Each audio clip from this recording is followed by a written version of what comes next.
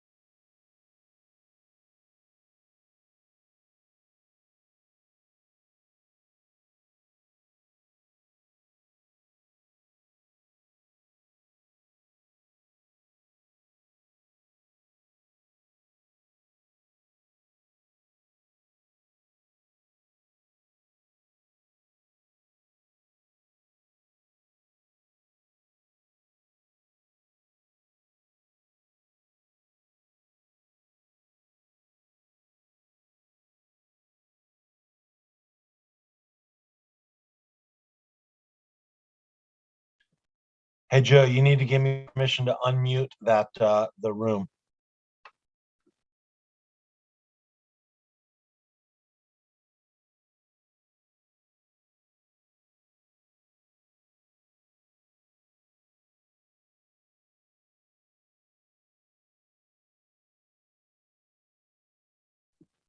Joe, can you hear me? I can't unmute the room. You can't? I cannot. Okay. Hello.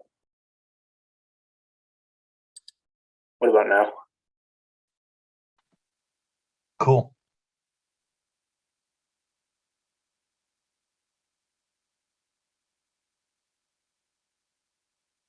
Sounds like the mics are still off in the room though. Yeah, but they should be able to hear us through the speaker, so we're good on our end.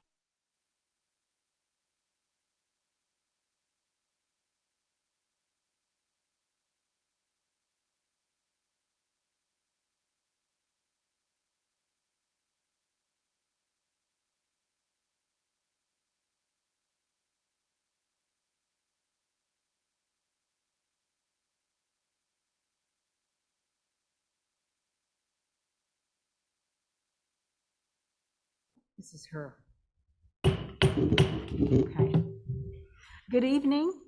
It's 6 o'clock. This is the business meeting of the Orange County Board of Education, and I'm calling the meeting to order. The first order of business is to read the public charge. The Orange County Board of Education pledges to its citizens to conduct its business in a courteous and productive manner, showing respect for fellow board members, staff, and citizens. The board asks its citizens to conduct themselves with the same courtesy toward both school personnel and each other. As per board policy Robert's Rules of Order will be used to conduct meetings. A moment of silence will be observed before each meeting. Please join the board as we observe a moment of silence.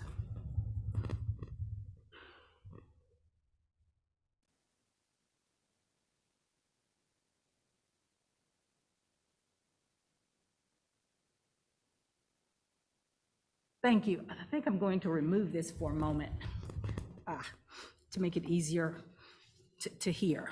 All right. The next item is board restructure. On Friday, December 3rd, our chair stepped down effective immediately. As per board policy 2200, the vice assumes the role until a new chairperson can be identified. Policy 2200 further states that the board attorney will serve as chairperson of the board for the purpose of conducting the election of said chairperson.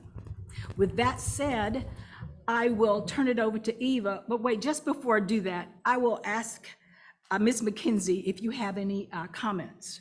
Yes, I just wanted to share that I stepped down as I'm navigating a health issue related to my vision.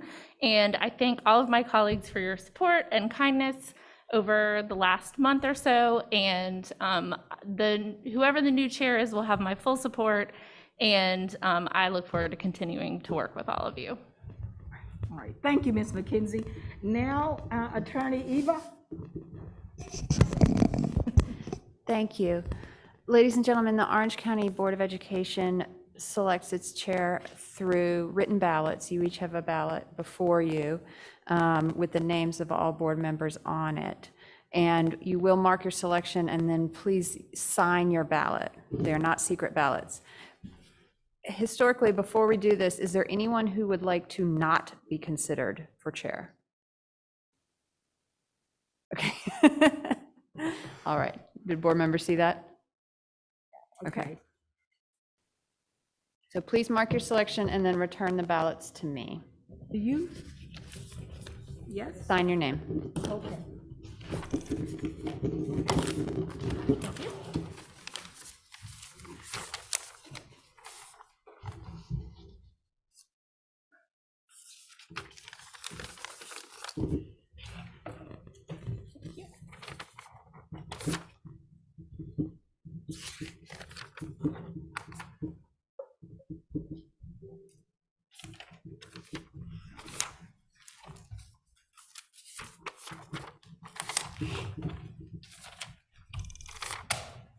One, two, three, four, five, six. All right, I have 7 ballots, and the results are 5 votes for Ms. Doyle and 2 votes for Ms. Hauser.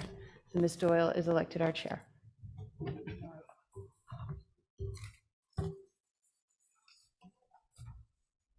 Congratulations, Madam Chair. Computers, oh, I forgot. They're the same computer, but. Got different stuff on. Yeah, there you go. Ooh, this is a tall chair. This is for Bonnie. Thanks, Rick. This is a tall chair.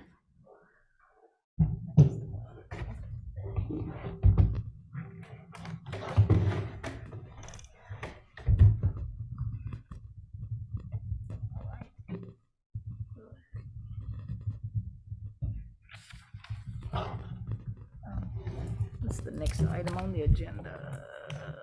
Agenda adoption.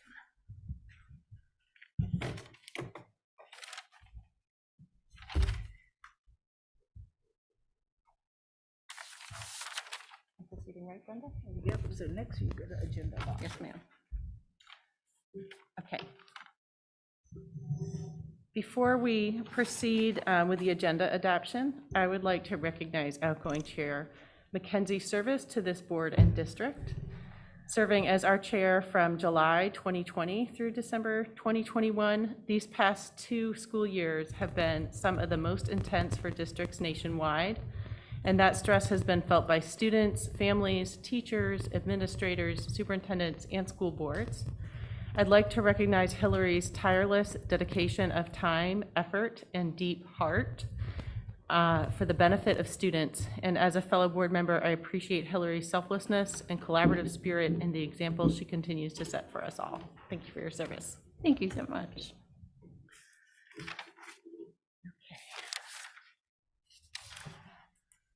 It's time for us to adopt the agenda for the evening. Do I have a motion to do so? Madam Chair, I move the adoption of the agenda for this evening. This is Brenda. Yeah. Said that. I believe there were some requests to remove things from consent. From consent. Do we not?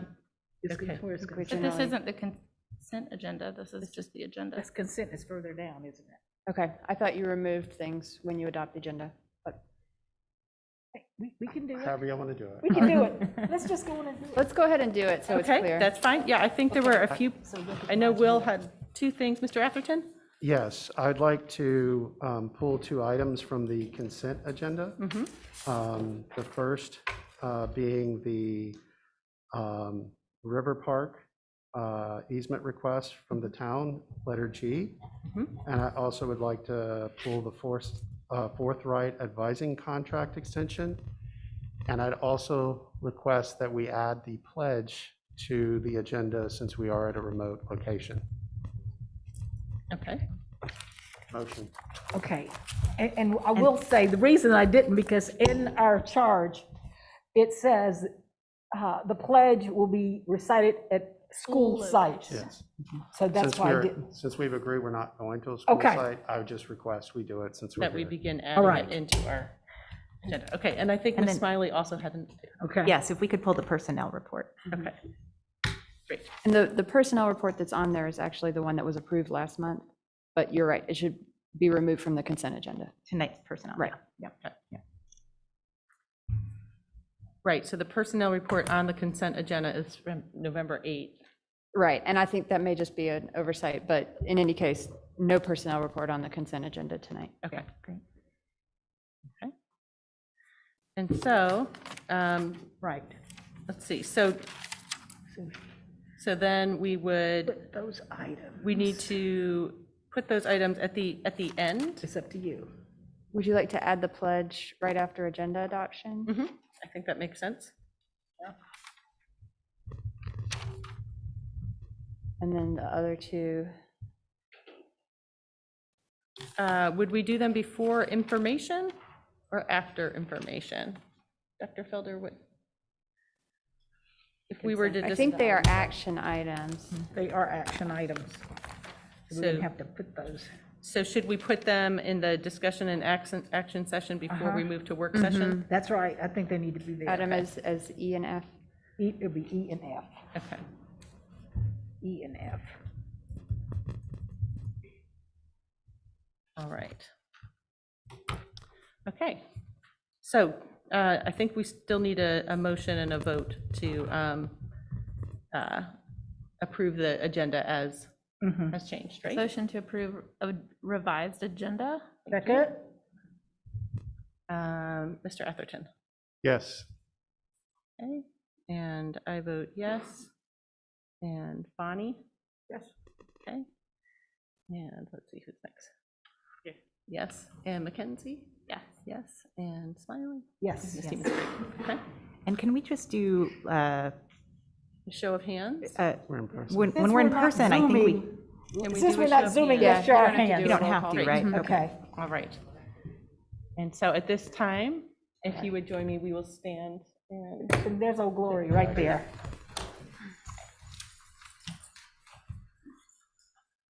I pledge allegiance to the flag of the United States of America and to the republic for which it stands, one nation, under God, indivisible, with liberty and justice for all.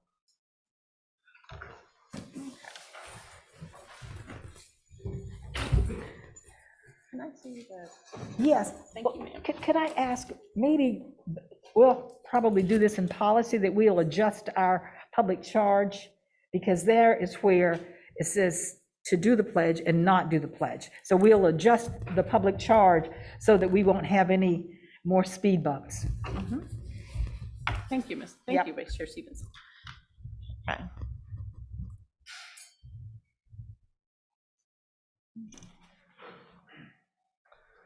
All right, it is time now for public comment.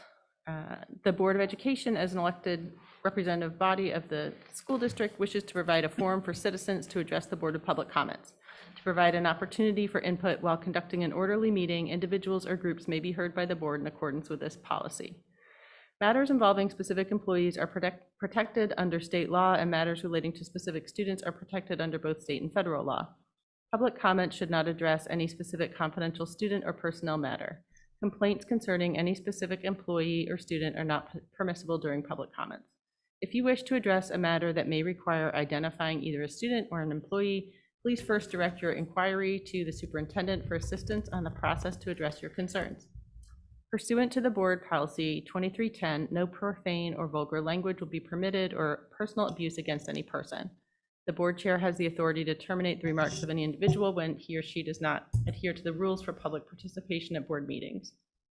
Persons wishing to address the board on an open session item on the agenda for that meeting must sign up prior to the board's regular meeting by signing their name and address and the agenda item on which they wish to speak.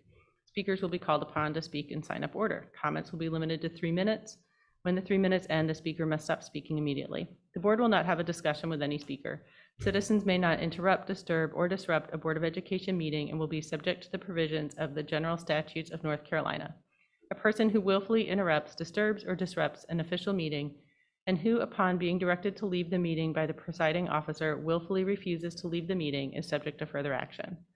Additionally, if there are materials that you wish to present to or give to the board, please hand the item or items to our Chief Communications Officer. She will deliver the item to the board. And There she is seated over there, Ms. Melanie Stowe. Right. I believe we have, Ms. Stowe, one speaker who signed up for public comment. Is that correct? We received a number of written comments, and so Mr. Mark Dutton, you here this evening? Come to the Welcome. podium. Come to the podium. Please come to the podium, and you have 3 minutes. You hear me okay? Yes, sir. Yes, sir. Good evening, early evening. I know these go late. I've been on some of your Zoom calls that go for 3-4 hours, so I appreciate all your service to the children. I'm a parent of 2 students in the district, one Madeline Dutton. She had another engagement this evening, but more it's about Carter. He's in the 7th grade.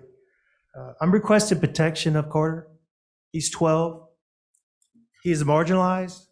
He's bullied. He's discriminated in the classroom. His views are either completely dismissed or he's having to request instructors to be age appropriate with content and or language in the classroom. Recently, through a series of meetings towards some resolutions, he's been able to get there, but not all. He's feeling uncomfortable every other week in the classroom, and the numbers are growing. He's not unique. He's a proud charger. He's on the soccer team. He plays in the band. I've thought some solutions through, and I wanted to present them to district. In person, I've gone twice to request a meeting with leadership. You have the charge of stewardship in our district of many schools and the trust, the public trust of my kids. There have been no follow-ups by district or courtesy communication saying we're busy. We'll get to you in a couple weeks, as my son sits in the cold for over an hour 2 weeks ago, waiting for his bus. This includes deeper understanding of why his IEP was not being administered as he rose his hand for over 6 weeks.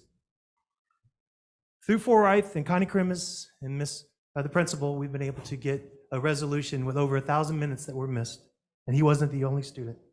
Examples of him feeling uncomfortable include mature content of Rihanna, Sir Paul McCarthy, and Kanye West in a video that was shown in his classroom, and he spoke up to get it removed within 1 minute.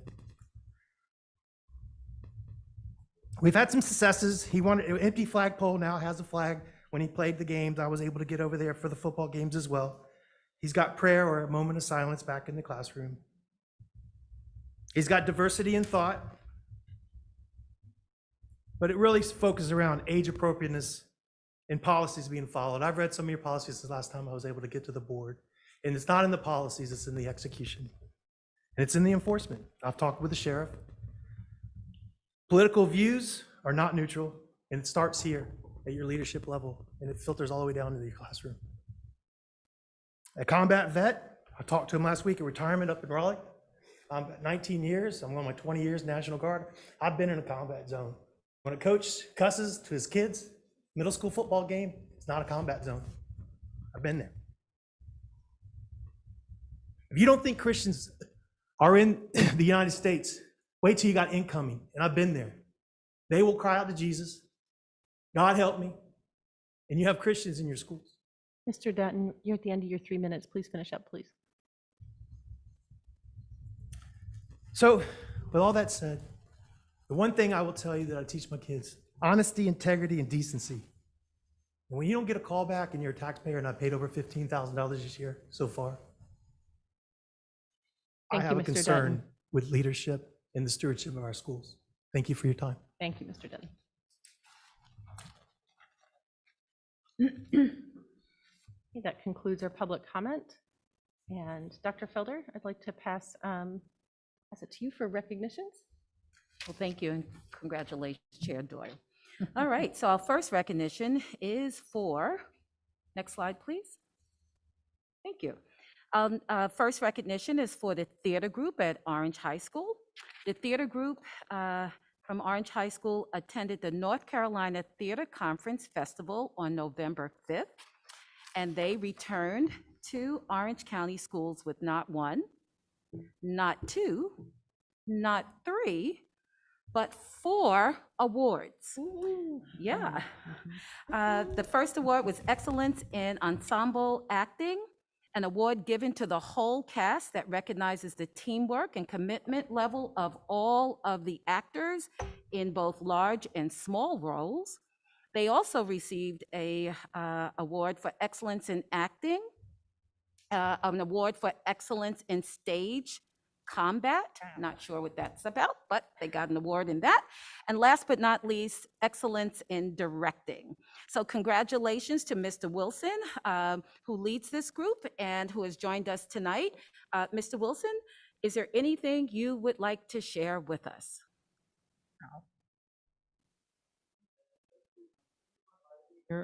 And thank you all for recognizing the work of our students. I think it's really important for our students to have these experiences, to go out and interact with students from other schools, to see what's going on in the theater community, to take stock of their own work, and of course to be recognized for it. And so it was truly a privilege to be able to provide them with that opportunity. I'm grateful to our school administration, Mr. Johnson, for his support with that, and also to Dr. Dawson and others here in the district for being considerate of. At the time, there was a lot of flux in the restrictions as far as travel and stuff. So I appreciate the willingness to work with us on those and to for us to have that chance to go there. So anyway, thank you for the opportunity for us to attend. Really, it's about the students and their work. Really is what came through. So. Thank you. Thank you again, Mr. Wilson. Congratulations.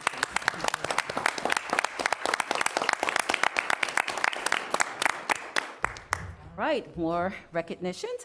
And so next, we'd like to congratulate Joy Alves, our 2021 EC Teacher of Excellence. Ms. Alves was recently recognized by her professional peers across the state at the 70th Conference of Exceptional Children in Greensboro. She is an EC teacher at Pathways Elementary School. Ms. Alves is an exceptional educator who prioritizes student learning while creating a safe and nurturing environment to learn. So pictured here are the state EC Director, Sherry Thomas, and Deputy Superintendent of the Office of Educational Equity, Dr. Catherine Edmonds, and they presented Ms. Alves with the award of recognition on November 18th. So congratulations to Ms. Alves, who is here tonight. And Ms. Alves, we invite you to the podium if you have any words to share with us. I just wanted to say thank you for this honor and this acknowledgement, and I really am grateful for my team at Pathways Elementary. I could not do my job without them. From the regular ed teacher to the principal, everybody supports our babies there, so thank you for that. And thanks to Connie Crimmins and the EC department for their support. Thank you. Thank you. Congratulations.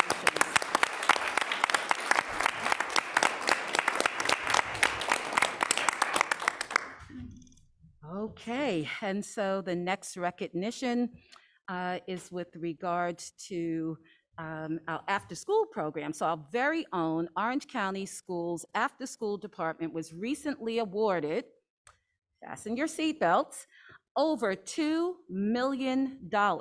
That's right, over $2 million to support our current 5-star license. And know that 5 stars is the highest rating a program can achieve, after-school program, starting now and continuing well into 2023.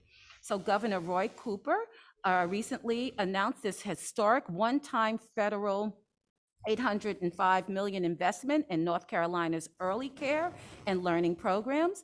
The North Carolina Child Care Stabilization Grants are made possible by funding from the 2021 American Rescue Plan Act.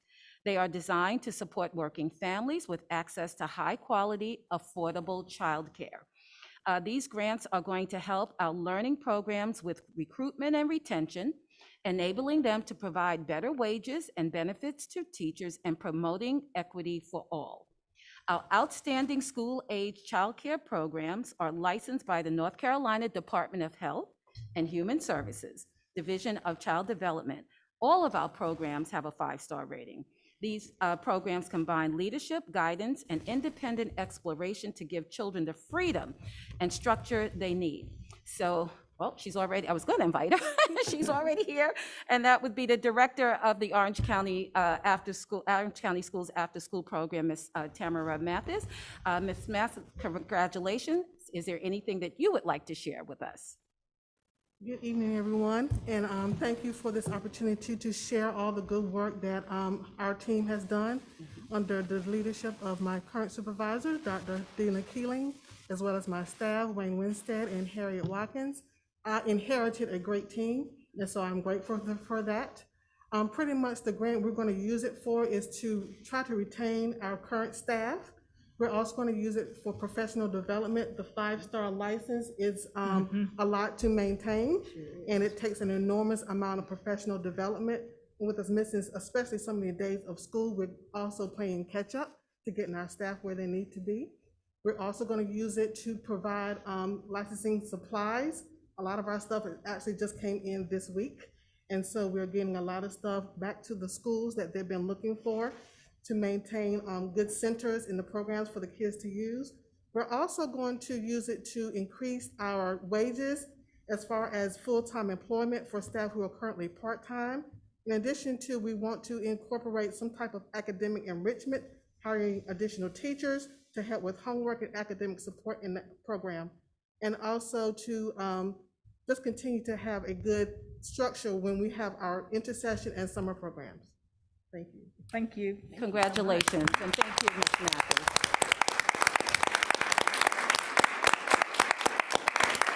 So the last recognition tonight is with regards to music education. So the benefits of music education are immense and highly beneficial to students.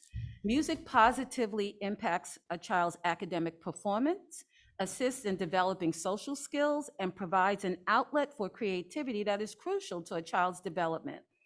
Orange County Schools' amazing music teachers have not let COVID stop them from providing high-quality music instruction to our student musicians, as evidenced by 2 recent events.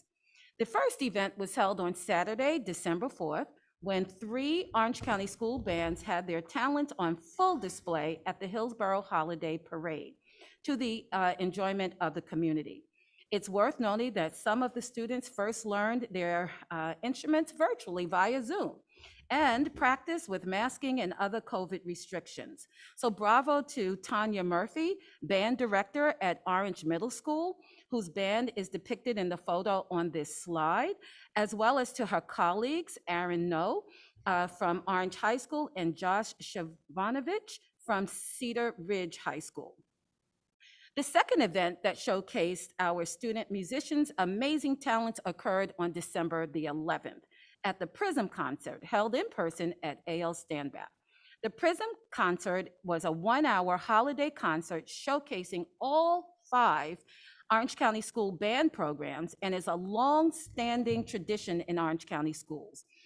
Both of these events, led by Orange County Schools' amazing band directors, brought bright lights in the district's recovery and return to in-person learning. So while none of the directors are here tonight, we certainly want to give them a round of applause as well. So Madam Chair, that concludes the recognitions for tonight. Thank you, Dr. Felder. Sure. Okay, at this time, I would invite board comments, and I'm sure we will all keep our comments on the short side. And so who would like to start? Mr. Atherton, would you like to start? Sure. I did get a chance to go to the IB program with several other board members, the Business Advisory Board, lots of things going on in the community around that. We had multiple budget meetings, and I appreciate everybody being able to attend that, especially the extended board. Got to attend the play Aftermath. Was wonderful to be in an interactive play and in person. The Hillsborough and Eflin Parade was very enjoyable. And the Prism concert, I got to attend that in person as well. It was fabulous. It is so great to hear all of our talented students. And I'll close with, I really like the Career Technical Education business flyer that's been created. And I wish we could push that out further, because it's a flyer that is asking business to engage us, and it has all of this wonderful quantitative programs, how many students we have, how many certifications, and I feel, it's one of those that if we could get more advertisements out, our community could learn about them and engage them as well, and our students and businesses. Thank you. Thank you, Mr. Atherton. Ms. McKenzie? Yes, I'm going to keep my comments brief. I just want to share my deep gratitude for all of our staff members, teachers. Thank you from the bottom of my heart for everything you do. I hope you have a lovely holiday break and get a lot of rest and take care of yourselves and your families. Thank you, Ms. McKenzie. Ms. Smiley? I went to all 4 of the high schools to hear the student forums, and I want to thank you, Ms. Doyle, for setting those up. The students were reflecting about what sort of creates a sense of belonging for them. There were some really common themes across those and some unique things, so I appreciated being able to hear from students. And I told the students that I'd pass on what I heard to anybody who wasn't able to be there, and I took a ton of notes. So I'm going to be sending my notes over to Ms. Doyle this week. I attended a session about underage drinking and excessive drinking in Orange County set up by the health department. I was really concerned there to learn that the share of stores checking IDs has plummeted in the past couple of years, and there are some efforts underway to look at that. Let's see, I attended UNC's Race, Racism, and Racial Equity Symposium. I'll keep that, I won't get into detail. Okay, attended the IB program at Cedar Ridge. That was excellent. Some of those papers that they do really look college level to me. Went to the Cedar Ridge High School performance of Aftermath, which was incredibly powerful. And the December and November budget meetings. I had a great chat last week with a career development coordinator, and I think I've said this before, but I would really love us to consider where in the district we could support some interns, in skilled trades. I think in communications, like students who have an interest in marketing or communications, they could help us sort of look at our website. Ms. Hauser and I attended the Family Success Alliance Steering Committee meeting this morning. They have a new director. I think we should start forwarding them the agendas from those, because there's a lot of good information in there. I used to do that. And then, lastly, I just want to thank Ms. McKenzie for serving as chair of the board for the past year and a half. It's hard to overstate what a challenging time it has been to serve in that role. And I think you've led with a lot of courage and heart and a lot of hard work. And as a board member, I've really appreciated your transparency with the rest of the board and your openness and just your efforts to reflect and continually improve how this board operates and sort of how to adapt to the situation we found ourselves in. So just want to thank you for your service. Thank you. Thank you, Ms. Stevens. Ms. Stevens, Vice Chair Stevens? Oh, yes. Well, I will keep it incredibly brief because we've got to get out of here, everybody. So thank you for your service, Ms. McKenzie. It was a difficult time, I know, but we thank you for all that you've done for our board. Thank you. And as a gentle reminder, we have policy on Friday, and it's going to be all Patrick. And so we're going to get out of there by 11:30. Okay, all right. Thank you. Dr. Moore? I attended the IB program at Cedar Ridge High School. I enjoyed interacting with the students and the staff there. I also attended the Road to Recovery and Dr. Moore, I'm sorry to interrupt. They're I saying, think you may be pressed. Did she mute herself? you're not supposed to touch it. Okay. Just put it closer to you and talk into the mic. sorry. I attended the IB program at Cedar Ridge High School. I had a great time interacting with the students and engaging with them about their projects.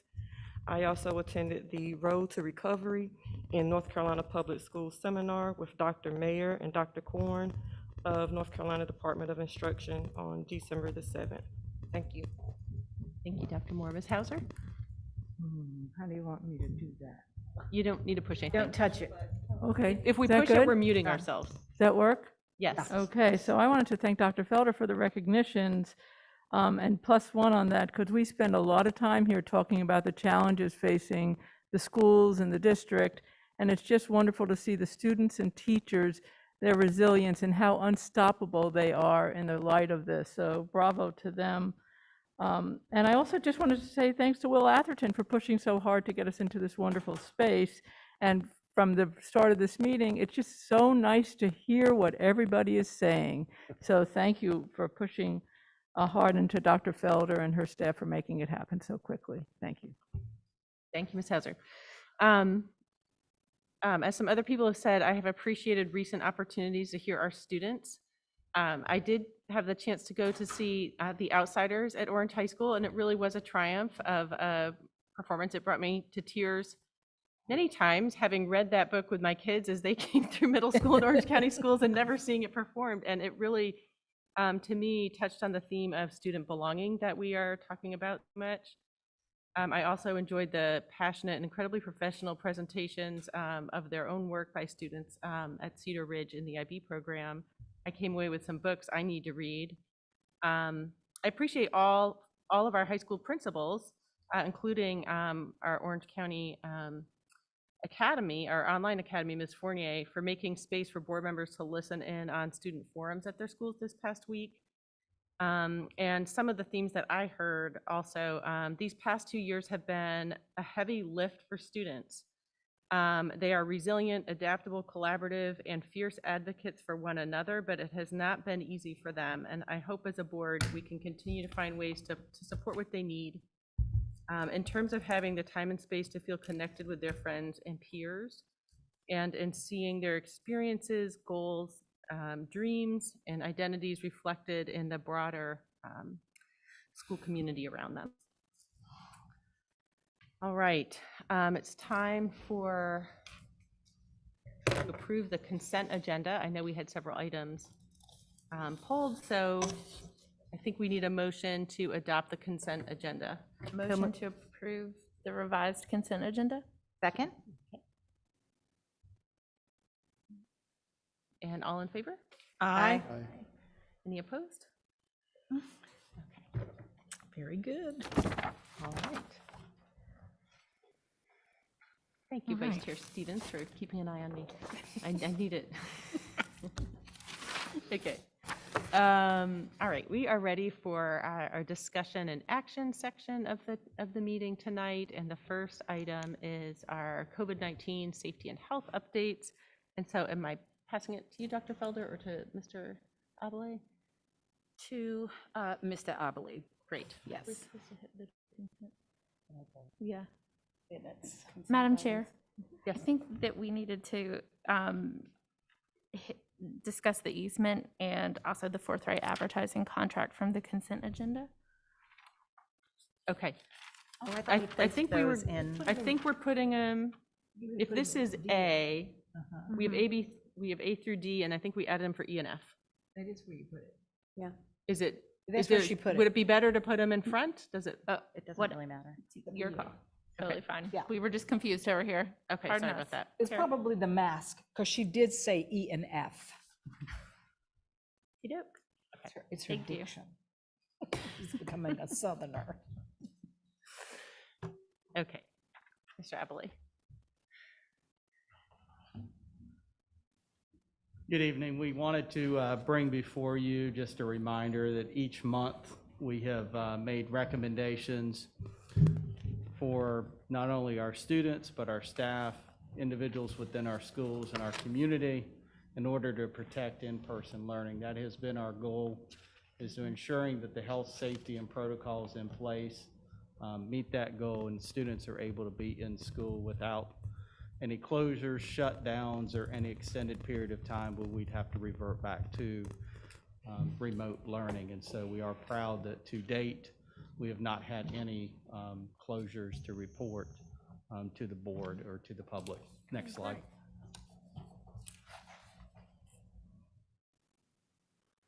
So we do have information we wanted to present to you, which is case tracking. We obviously know, as you may have heard, Orange County has slipped back into high community transmission at this time. That is not unique. If you look across the state, the transmission rates are up, and across the nation, transmission rates are up. There's various degrees of information as to why that may be. Certainly the holidays, as we've seen throughout the pandemic, contribute to a rise in case counts. And so what we wanted to do is, hearing that we have gone back into a high community transmission, was to present to you our case tracking for the last couple weeks, and I'll make some comments in reference to that. So when we look across the number of cases, we looked at positive cases that are being recorded and tracked, looked at secondary cases and secondary transmission, those students that had to go into quarantine, and then those that were presumptive positive. And I'll just give a breakdown of each one. Obviously, a positive case is a confirmed case, either by a rapid test or a PCR test, but it is medically confirmed that COVID does exist within the individual. Secondary cases are cases that evolve from a primary case, and these are cases within the school setting. And this is certainly a very high-level area for us to pay attention to and to focus on, as you heard from the medical experts over the last several months. Not only is it about the number of cases, because it is virtually impossible to stop COVID transmission in public settings, which would include school buildings. But what we also want to monitor for is, our mitigation strategies working? Are the recommendations working? And are we seeing continued transmission within the school? And you can see by the case counts the past couple weeks, I believe on that chart, there was one secondary transmission that we were able to confirm from a primary case. Students in quarantine, those are students that have an exposure to a positive case, and they must be quarantined for a variety of reasons, such as neither individuals was masking properly. The student may not have been fully vaccinated, or they may have not had COVID within the previous 90 days, so therefore, after that exposure, they were required to quarantine. And then a presumptive positive is an individual case. I'm presenting today a cough, new flu, new symptoms that are related to COVID-19, and I would be presumptive positive until either I isolate for the amount of time, or I present and have a COVID test that shows I don't have COVID-19. And so the presumptive positives are strictly individual cases where there are symptoms present, and we go through the isolation process to try to roll out COVID within the building. So those are our case counts, both by students and by staff members. Obviously, you see larger numbers at the elementary school. That's our population that has the least access to vaccine, or did have the least access to vaccinations for so long. We started immediately within 7 days of the emergency use authorization for children ages 5 to 11 within a week. I want to say, congratulations certainly to Sylvia Compton, our district lead nurse, who's here this evening, and all of her staff and working with the health department and medical providers, that we had our first clinics up and operating on elementary campuses, providing shots for our parents right on school sites within 7 days of that emergency authorization. And we continue providing not only first doses, but second doses to try to get as many of our students vaccinated before they leave for the holidays this Friday.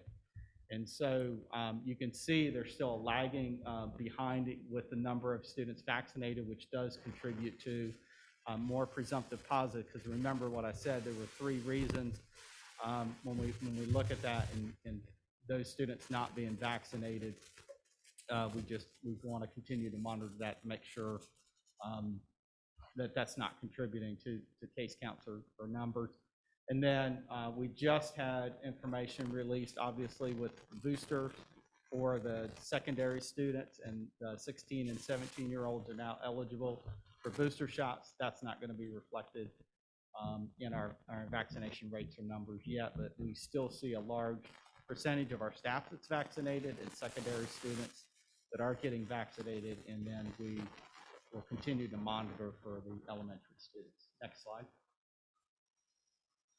So we do have additional recommendations this evening as we, one, want to make sure that we're following recommendations from the healthcare providers, the Orange County Health Department, ABC Science Collaborative, and guidelines from the North Carolina Department of Health and Human Services to be consistent in our approach, to make sure that our guidelines are following the 3 data points that we're tracking: the community transmission rates, the number of secondary cases, and the vaccination rates within the schools.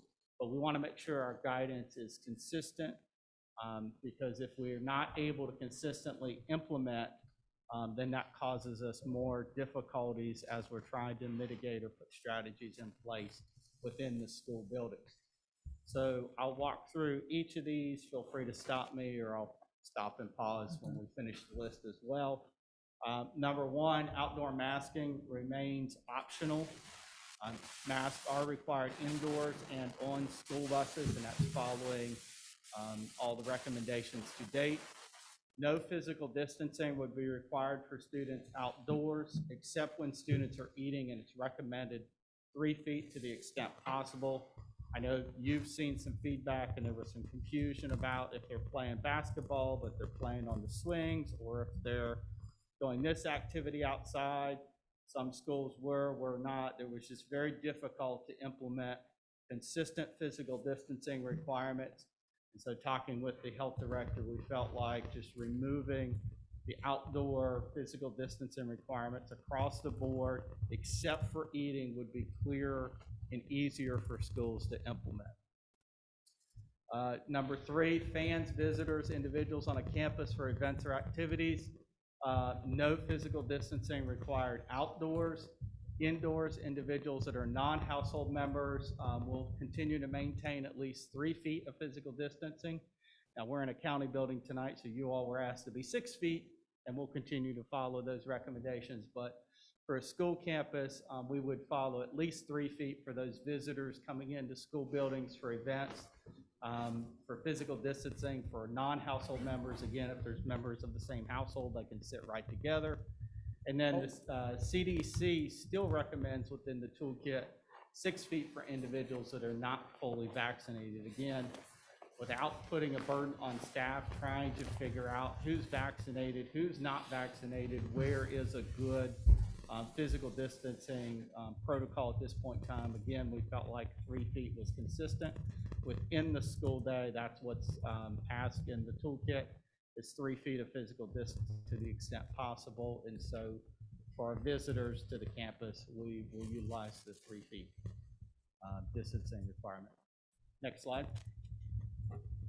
Students on a stage for band, concert, plays, or performances, there would be no physical distancing required.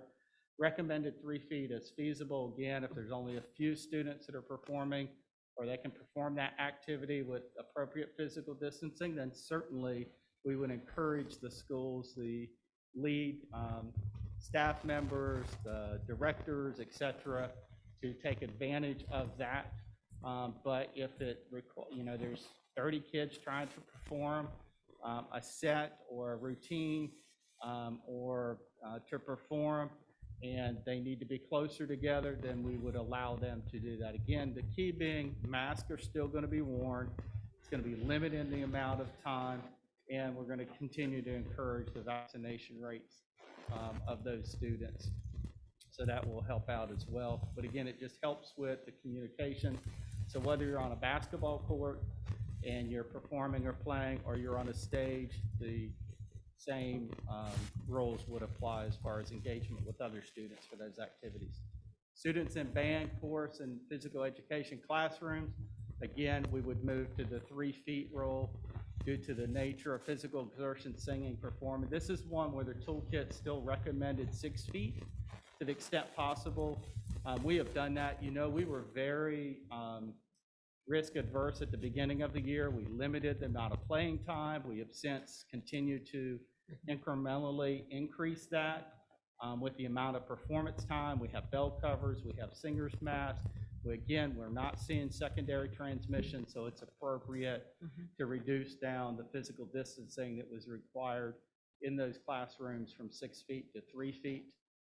And then we would just, as a reminder to all of our campuses, as we look at the physical distancing requirements, those may need to be more stringent or less restrictive based on the situation. And again, we're going to be monitoring case counts, and we're going to be looking at student vaccination rates. But just so folks know, that 3 feet and where we are, we hopefully want to continue to improve, right? I mean, our goal certainly would be get back to as close to being normal as we can, following the health safety guidelines that are recommended, in ensuring that we're putting the best practices in place to keep in-person learning going throughout the year.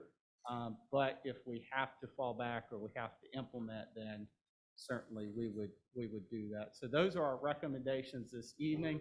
We know students are getting ready to go for break. Obviously, there's a little concern there for us with the spike that was seen. I did get additional information. I don't know if that was in your packet this evening, but the county, I did ask the health director, the county cases that they're seeing with the large spike in cases and the number of cases, if they had any trends yet so far in the data. And it looks like from the end of last week, that was around the 24 to 48 age range. And so it looks like those case increases don't necessarily seem to be coming from the schools, but we'll want to continue to monitor. And certainly when students come back on January 3rd, we want to make sure we're monitoring, we're following protocols, we're identifying any students. We would ask parents this evening, listening or hearing, and we'll continue to communicate. Child has symptoms, if they're presenting with illness, do not send them back to school. Do contact the school nurse and healthcare providers so that we can make sure that as we're opening schools back up in January, we're not having outbreaks or cases within the school. I'll pause there for the 6 items on the slide. Questions or comments? Some of us might have some questions. I know I do. Ms. Smiley? Thank you. So first of all, thank you, Ms. Robley, for the more detailed information about the cases. So the primary versus secondary, the quarantines, and the presumptive positives. It's very, very helpful information. So I just want to thank you all for bringing that. I'm not sure if this is going to replace like the district's tracker on the website, that type of information. If it is, I would put a little footnote explaining what presumptive positive means. Because if I'm understanding correctly, that means that like second week of school when my kid stayed, I kept her home because she had a runny nose and a cough and stuff. She was in that category. She would have been one of those counts, but she never was. She wasn't positive. I got a negative test. She wasn't, just runny nose. So something maybe to explain that one. The events indoors where non-household members are supposed to be keeping physical distancing. I think that there have been some events in the district lately where that has not been happening. And so I'm like, how are we helping schools sort of plan an event to best enable that? Like, yeah. Is there more we can do to sort of help schools think about, splitting the performance into the 2 different grades, for example, to sort of lower the number of people in the auditorium or something like that? Yeah, that's a great point. So we continue to help by offering operations team meetings or times for administrative staff. We typically meet every Friday or every other Friday to clarify and communicate and help provide support and assistance from the operation team through the pandemic. This would be an item that certainly we could provide technical or on-site assistance to. I know back in September when we put the outdoor requirements in place, I worked with Google Maps and measurements and helped principals, measure the bleachers for exactly with 6 feet of when we were doing outdoor physical distancing, exactly how many individuals we could calculate per venue. And that's really one of the things we clarified and helped principals with last week. It really is venue. Venue and the physical distancing number drives the number of people. So whether I'm in the cafeteria, whether I'm in the media center, whether I'm in the auditorium or the gymnasium, we have to look at the size. Like this room, the county was right on 35 people. That's all, we've measured, we figured out that's your limit. And so we can help the schools provide that technical assistance. Myself, Darwin, our Director of Environmental Health and Safety, our maintenance facility teams, so we're happy to help them. We can use different tools and things to do that. So, that's one, is providing them the direct assistance and helping them with the venue and the physical distancing. I think having the 3 feet consistently will help out across the campus so they understand, that is the standard we have. I think will provide help and assistance to them also. We implemented at the beginning of the year GoFan for our athletic programs, and so being able to have a ticket system to sell tickets helps us with the number of tickets being sold with pre-sale, et cetera. You mentioned several of the other strategies I heard schools talking about this fall as well, multiple performance times, different days and times, maybe even a different venue. If you're at a middle school and the high school has a bigger setting, then you might go there for the performance of the night. Thank you. Does that help out? It sure does. Thank you very much. You're welcome. Okay. Mr. Atherton, you had questions? So I first want to thank you for all the data and definitely moving us forward, because we know that COVID is not going away. We need to figure out what our normalcy is. A question I have that is not on here is, currently for sports, for non-vaccinated, we require 2 tests a week. And looking at the recommendations and what everybody else is doing, if you will, 2 seems excessive. Have y'all reviewed that? And is there a reason that did not come forward as a recommendation to go to 1? Yeah, because we just simply are still in the process of getting things implemented up and running. It was the board's intent that we do twice a week. With wrestling right now, that's one that we would probably continue to recommend, because what the medical professionals asked was they test prior to being on the mat, and sometimes they have matches multiple times per week. And so if we only tested once per week, we might miss that window. Those items like that were items that we would be bringing back or talking about in January. Tonight, we wanted to concentrate on the clarity and the alignment of what we're currently doing. And then in January, we'll bring back athletic or other recommendations as well. But your point's well taken. The documentation in the toolkit does specify a minimum of once per week. Just a recommendation on that is, to your point, maybe that's tied to when they have matches versus 2 a week. That way, they're not taking 2 a week and they have no matches, right? Because they have more weeks of no matches than matches. But that seems like that would be a fair way to manage that, if you will. Yeah, thank you. Hillary, did you have your hand up? No? Okay. Ms. Hauser? Yes, I want to thank you also for this. When I listen to this, I go, boy, we've come a long way from virtual learning and hybrid instruction and just not knowing what's coming next. And thanks to everybody in this room who has done an incredible job keeping our schools open and safe, and it's fantastic. Our world is changing. You know, there's more and more talk about moving from pandemic to endemic. There's more talk about now our kids are getting vaccinated. I would love it if, as you give us reports in the future, if we can get the vaccination rates of our students. There's therapies that are emerging that are becoming home accessible. All of these are going to make the risk of COVID lower. And maybe I'm kidding myself because I just want, you know, I think we all want to move on. So I'm just asking if we can begin to evolve our thinking to say, when is it safe to take the next step forward? For example, moving to lunch indoors. Winter's coming, and, you know, kids get sick just from being outside. Can we begin to think about bringing the kids, and not until after January when our kids have all had a chance to get vaccinated who want to be, but can we think about moving lunch inside, assuming strict protocols and stuff like that. But anyway, I'd like us to start thinking about an evolving model that starts to, if our world is getting safer, to start to put all those safety checks in place. Thank you. I will just say very briefly, with the concern for winter months, I know Dr. Fellner and I and the team have already been discussing, especially breakfast with that early morning time because of the overnight temperatures. We are watching, monitoring, and then followed by lunch as well. But your point well taken, and I will just wanted to mention that's already in discussion. Great. Thank you. We recognize that we are approaching those overnight, early morning chill temperatures. Okay.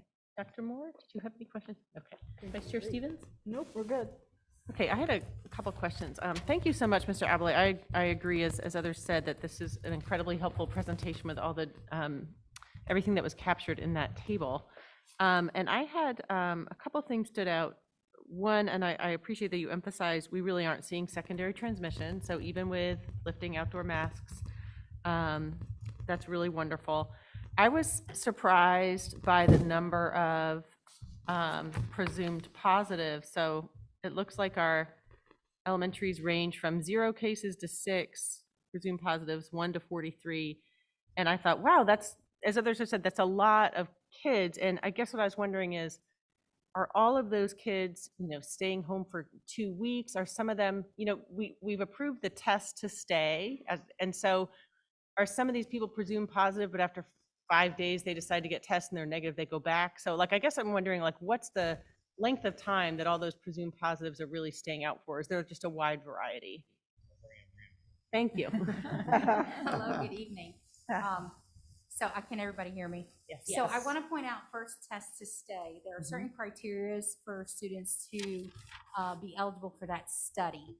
The study for test to stay is if somebody was exposed to somebody positive, and they would not fall under the exception to quarantine.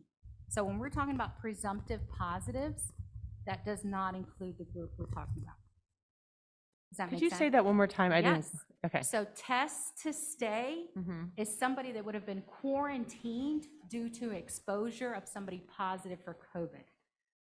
When we're discussing presumptive positives, the big reason I felt the need to put that in there is because even though our positive cases are going down, we're still excluding students from school based on symptoms that are recommended from the state that our local health department has implemented for us to use. So what that means is if a child presents with any symptom that we can relate to COVID, and I'll be more than happy to go over those with you, we are then required, we still do an assessment, we interview, we first rule out, has the child tested positive for COVID in the last 3 months?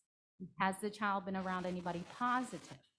If those are all no, then we say, okay, is this an illness that is new? So for example, we do have children that have allergies, but then we have doctors note that have to stipulate precisely what the ailment is and what symptoms that we're looking for that are not outside of the normal range. If we've already sent this child home within, and what I say is 2-week time frame, and they've already tested negative for COVID and they present with the same symptom, we do not send them back home. These are for students that go outside of that normal range and/or have a new symptom. They do not have to stay out for the full 10 days. They can then go get a COVID test, but it has to be a PCR. It cannot be a rapid antigen test. Once they return back to us with proof of the negative test, they are welcome to come back to school. So a lot of these students may be out for 1 day, maybe 2. But depending as well, some parents may not have the flexibility to get them there. We do have Star Med that is in the parking lot of the DSS building. They're there Monday through Saturday from 11 to 7 p.m. because we have been working with them diligently since COVID started. Originally, they were only there Monday through Friday from 9 to 5. And we did realize that that was not a good time for a lot of our families, especially if they're working. So a lot of them come pick up their kids, and we recommend they go directly there. The test results do come back fairly quickly within 24 hours. Thank you. I did want to comment on the vaccination rate. Somebody mentioned about us getting our student vaccination rate. I'm definitely working on that. It does take a little bit of time, as you can imagine. We have to look them up individually. It's not an easy task. But with our clinics that we had for our elementary schools, we had 1,413 students come out and get vaccinated on our first round of clinics. That does not just include Orange County school students, though. We do have students from outside of the district because this was an open public event. On return, so every school had a second clinic that was not advertised because it was intended for the second dose. We had about half of that. Reasons are not 100% known, but in discussing with my daily health department meetings, it could have been side effects, reaction, parents got a little bit leery. Some of them may have gone to their own area or healthcare provider to go ahead and access that. StarMed is one of the few companies that will let you go to another site and get that vaccine. So in other words, if there's StarMed in South Carolina and they were out of town for that reason, or it was time to do it, they will let them make the appointment at another location. So we only know the numbers at our locations. If I, Sarah, Ms. Smiley, I don't know if you remember, but they told us what, at the Family Success Alliance meeting, they gave us student numbers. They're very high. For the county overall. For I the think, county overall, it was really impressive, over 70%, I think. no. That include Chapel Hill? Well, yeah, so includes for the Chapel whole Hill. county, for 5 to 11s, it was like 40, in the 40s. It was maybe 46% 40, it or was over something. 70% for county overall. For the For- teenagers, and for for the older teenagers, kids, like it was in the 12 and up, 70s. yeah. Yep, Mhm. yep. So when we come back in January, I plan to have those numbers That'd be released for great. you. That'd be fantastic. Any other questions? Go ahead, Will. So at the clinic, I did hear a parent that came in and they were talking to the staff and said, my child has a fever, and they said, no, don't take the second one. So Correct. I don't know how often that happens, but they said you need to go take the test and et cetera, et cetera. So did they not provide, they showed up but had symptoms, or they just said this was the total number? So correct. So what you're saying, everything you're saying, so if they have a fever or they have an illness, they do have a series of questions. If they answer yes to those, then they cannot get the vaccine at that point in time. So what they would do is reschedule another time. The only numbers that StarMed, which is the state company that was referred to us from our local health department, gave us are the ones that they held for us. And that's because of HIPAA. They're not allowed to give me numbers at other locations. Okay, thank you. Yep. Any other questions? Any other questions for Ms. Compton? Thank you so much, Ms. Compton. Mr. Abley, I just had one other question, and I think you were touching on this. I know before Omicron, we had been hopeful to have the idea of like target dates, to keep moving forward in January, and it seems like we're set back a little bit with the higher cases, but it seems like you're also working forward to new recommendations in January. So I assume you're, in terms of easing things. Is that the correct impression, that you're monitoring things and looking towards easing things, and we'll have more information at the January meeting? I think that's, yes, that's one way to say that. What we constantly do is review the data every 7 days. We bring recommendations every 14 to 21. We look back 21 days, and we try to look forward as well, monitoring the cases, monitoring the data we have, where we are as a community, There's other data points certainly we're looking at. I just don't bring those before you, hospitalization rates and other things that may have community impacts if we would have an outbreak, with the medical care being available for individuals. But certainly our goal, I think, has been, if things look like they're progressing in the right direction, our case counts are minimal, and we have the recommendations from the Orange County Health Department, then we review and bring back the best recommendations to the board based on those factors. Thank you so much. Ms. Hauser? First in January, if we could also get a report from ABC Collaborative on therapies that are emerging. And I have on the presumed positive, if now that our elementary students are being vaccinated, if students are vaccinated and they show symptoms, will they still be presumed positive?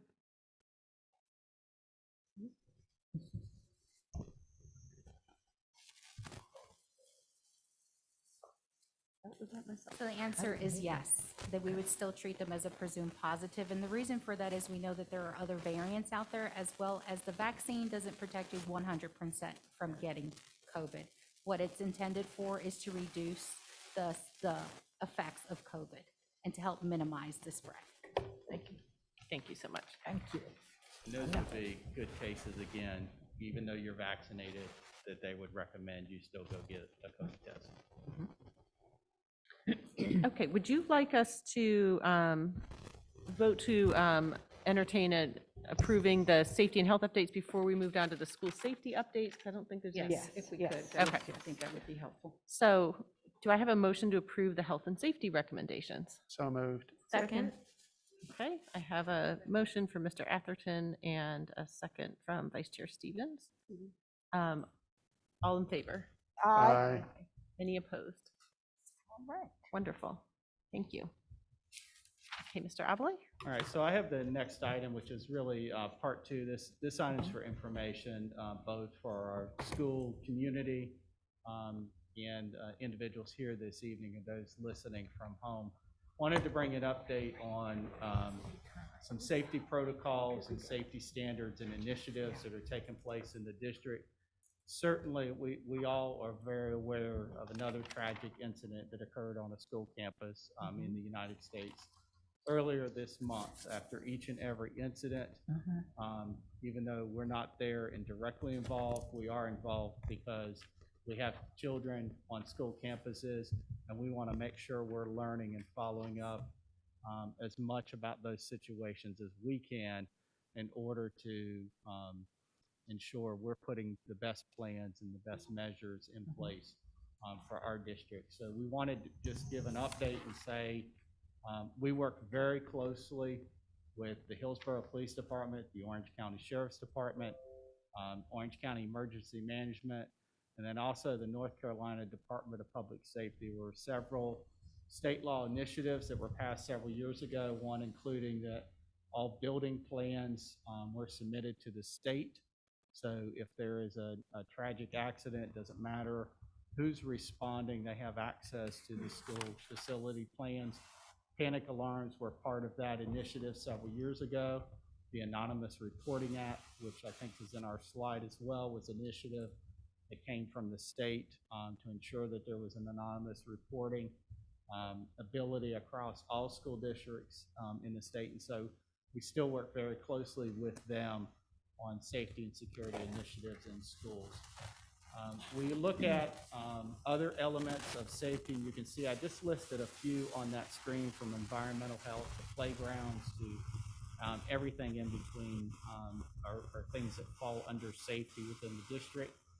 And then we also had national consultants with Safe Havens International that did on-site assessments about 5 years ago or 6 years ago, and then came back in 2018 to do a review and an update as well. And we still follow up and ensure that we're following those recommendations and any updates to those. Next slide. wanted to talk about, again, a lot of things you'll hear us say is about prevention and protection. We want to put all mitigation strategies in place and then respond as necessary. Many times we're asked about details of our safety plans in the public or here tonight, again, in a public open setting. We do not discuss the details of the safety plans. The board does have that right reserved under North Carolina General Statute to discuss safety plans in closed session. And so we do that on an annual basis. We do perform active shooter tabletop exercises. So they're not actual events that are taking place within a building with actors or individuals. Some states allow that. We do not do that. What is required by state law is an active shooter tabletop exercise, and we do that annually. And so we walk through the elements of that, both on the preparation, the protection, the mitigation, and then the response from that. And then our administrators in turn walk through those tabletops with their individual school staff. We also do actual drills, a lockdown drill, that element of stopping and securing within buildings. We do perform lockdown drills. We're completing the fall lockdown drills at this time. There'll also be a spring lockdown drill. And then we also want to make sure we're communicating out to our parents. So even if it's a drill, we want to make sure parents know about what's taking place, what's happening. We know with this age of technology and social media and texting, most likely information is leaving or going out by the time we can even start our mass notification system. And so it's important that we ask parents to be patient. The district will communicate with you. We will give you up-to-date information. We will communicate with you. And the one thing I would just stress to parents this evening or when they're listening is if there's an event on a school campus, I know I had a child in a school as well. Your first gut reaction is you want to see your child. You want to go there. You want to put your arms around them. You want to hug them. You want to make sure. You want to look them in the eyes and know that they're safe and they're okay.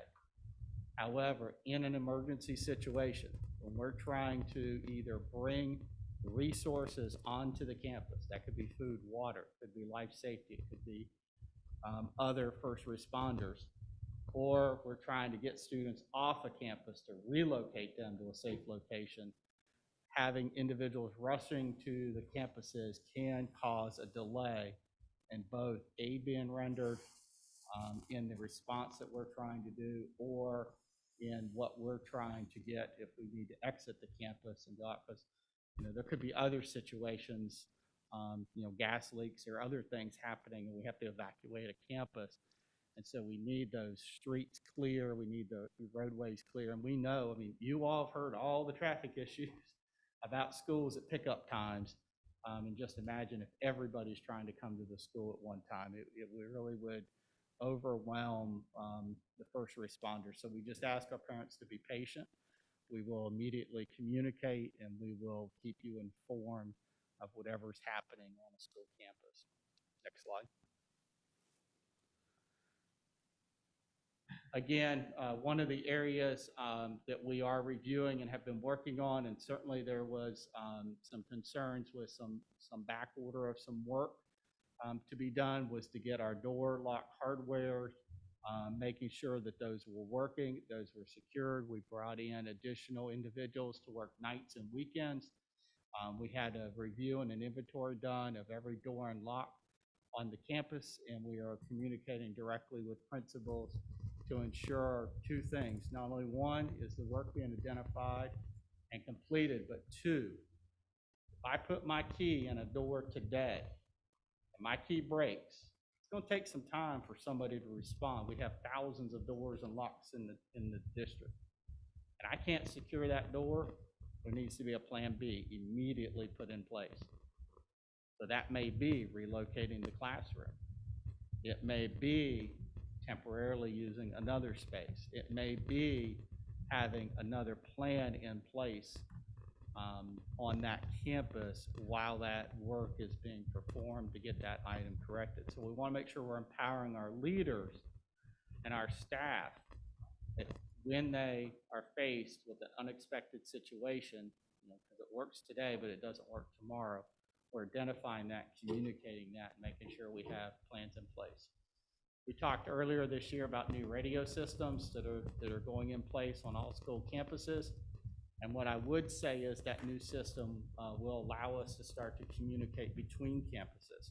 So if there's an incident at Orange Middle School and we need to quickly communicate to Orange High School, they can do that just like the law enforcement officers can between the campuses. We are finalizing new security camera systems that the board approved a couple years ago. They're finishing up that project. We are reviewing and installing additional door access controls. When that project was put in place, those were designated at certain locations on a campus. Now with outdoor classrooms and going outside, we've identified many other locations that could use those. Next slide.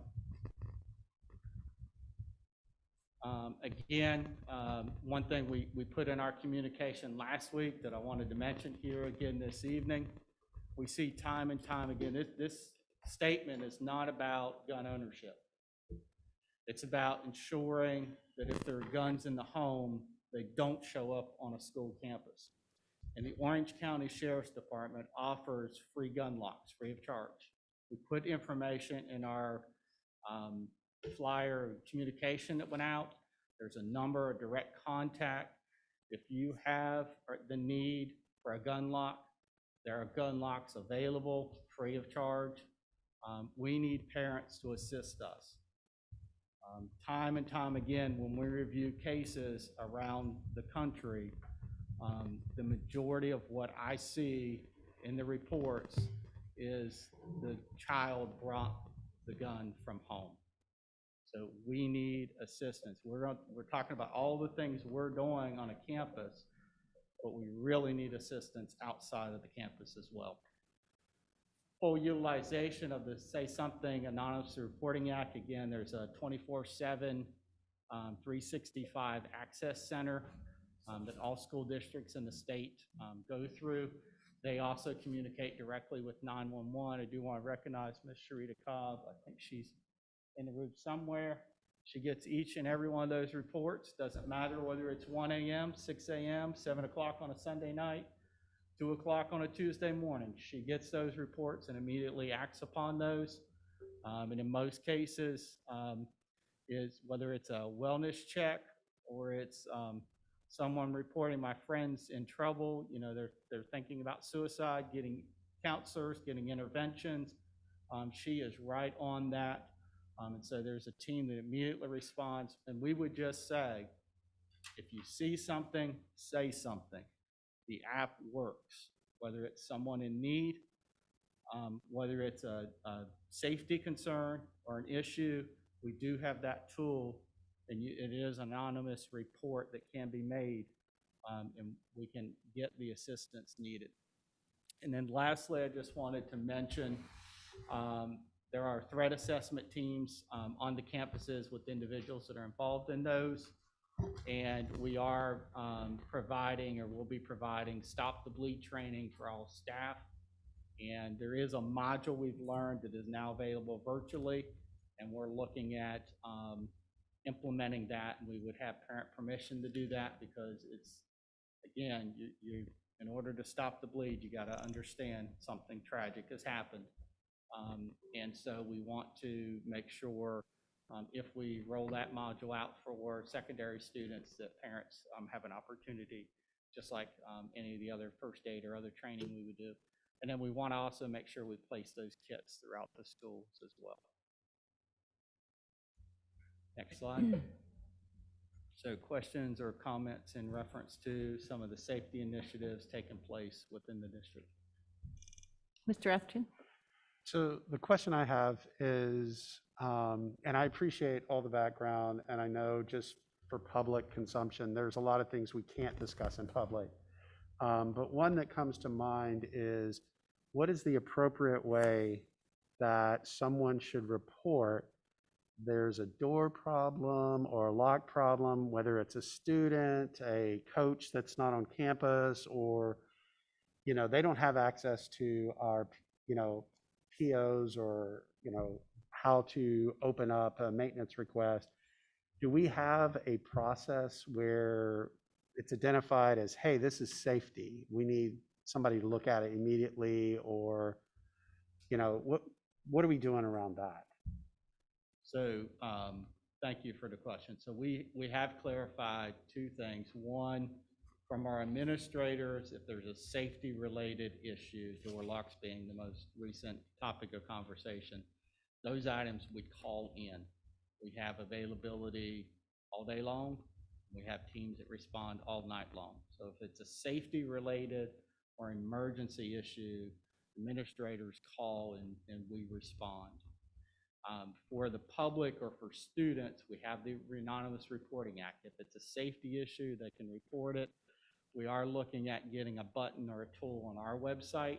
We're a little hesitant about doing that because what we don't want is, yes, that might be useful for someone to report, there's a wire over here and somebody was tripping over it earlier, just as an example. So that's a safety issue versus a suicide and they put it in the wrong tool and it doesn't get acted upon as quickly as it should. So we want to be very careful about tools and resources.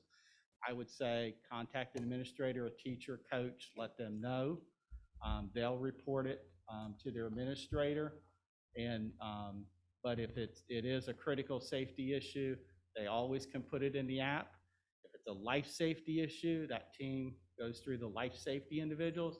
If they look at that and say, there's not a life safety issue, that emergency response is needed, then they're going to still filter it to the district, and then we'll address it through our normal processes.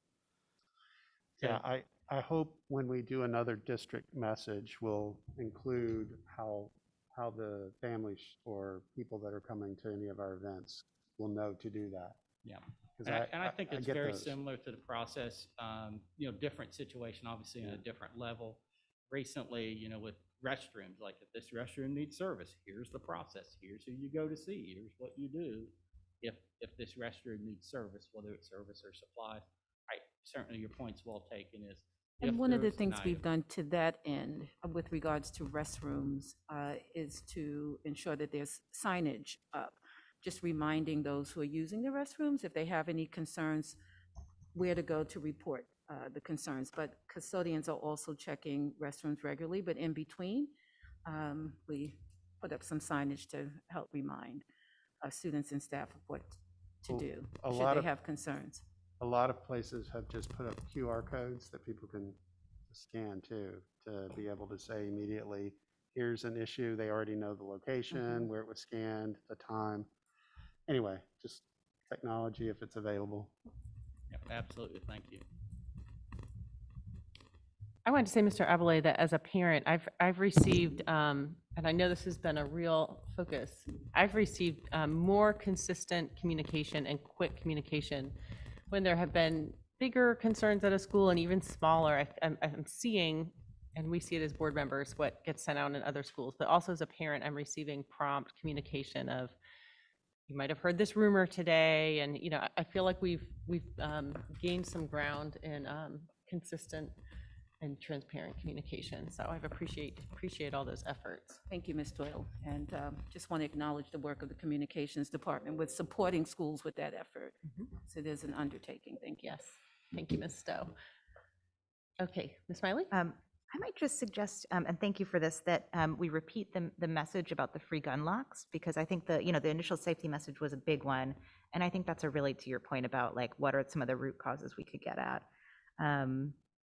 I was curious, I know that at one point we were using some sort of program that in a geographical area, there was some sort of like, if there were particular words being used on social media, that it would sort of send an alert so that, are we still using that? We're not using that program anymore. I remember that. I cannot remember what the name of it was, but. Ms. Cobbs, can you come to the podium and speak? Thank you. Thank you.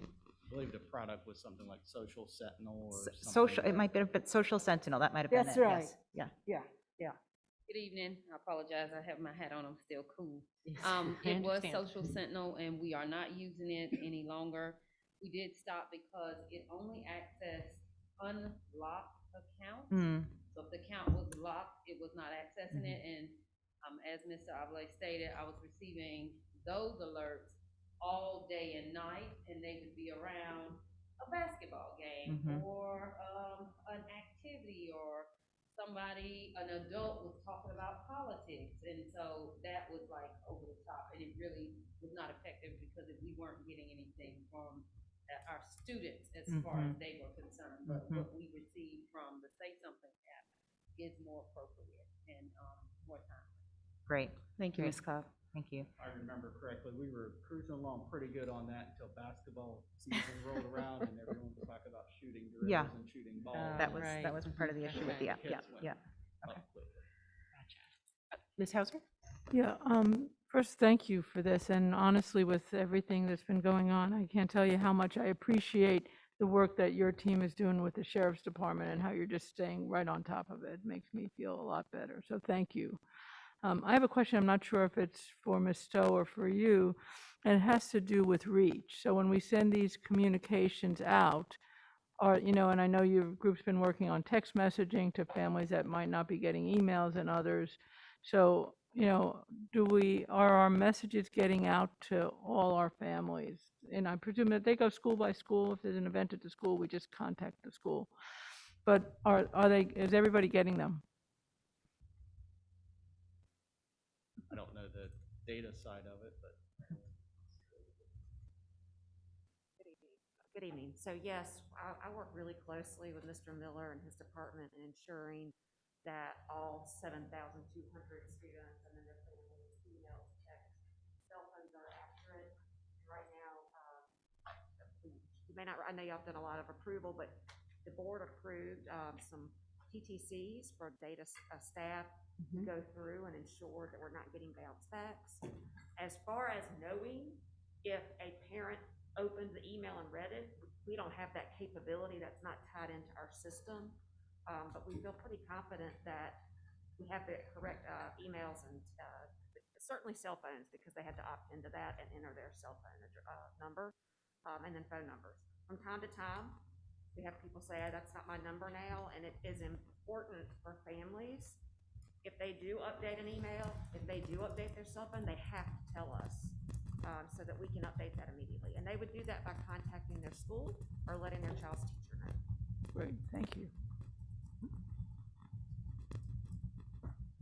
Any other board members with questions for Mr. Ablay? Thank you so much, Mr. Ablay, for all you're doing. Appreciate it.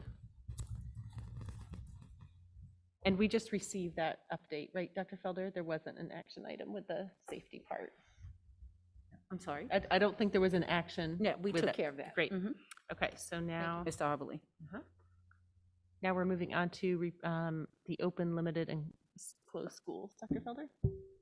You coming back? Yes, so I'm inviting Mr. Abley back. He's going to introduce a new member to the OCS team. Gotta get my partner for this one as well, so bringing the team tonight. I wanted to introduce to the board and to our community, Catherine Mao, our new student assignment specialist and technology coordinator within the district. I've had the opportunity to work with Catherine for quite some time now, and she's been providing over 10 years of assistance to Southern Orange County in reference to many items Remain we're gonna nameless. talk about this evening. And but she comes with a wealth of experience and knowledge, especially on processes and procedures. And so we're bringing her up to speed on our policies and our protocol when it comes to student assignment. But we're just so excited to have her, and welcome. Glad you're here. So I told her I'd help her tonight. We're going to walk through and kind of tag team a little bit with this. I will say publicly, we have quite a few slides prepared this evening. That is for background information. We're not going to spend time going through, but if anyone from the public wanted information or wanted more about the processes and procedures that's embedded within this PowerPoint presentation tonight that you can find on the board agendas page. We do have 3 policies that help guide us with the procedures and leads us to the recommendations we're making this evening. Next slide. And then we have put definitions for terms that we may be using this evening as well. Next slide. And then primarily we'll be talking about with transfers, and those are discretionary transfers, meaning you have the ability, you're assigned to one school, but you want to attend another school.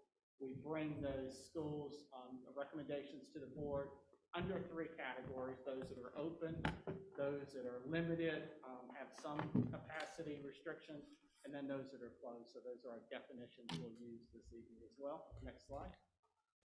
And we have membership and capacities, and Ms. Matt will walk you through those. Well, thank you. I prepared a chart, which is of course much easier to read on your own computers, that gives you the relative age of the schools, or size of each school, and the SAPFO capacity. SAPFO is an Orange County ordinance, the Schools Adequate Public Facilities Ordinance, that was passed a while ago to make sure that there are seats in the public schools. And also, if a number goes over a certain level, to indicate that a new school is needed to be added to the county's CIP.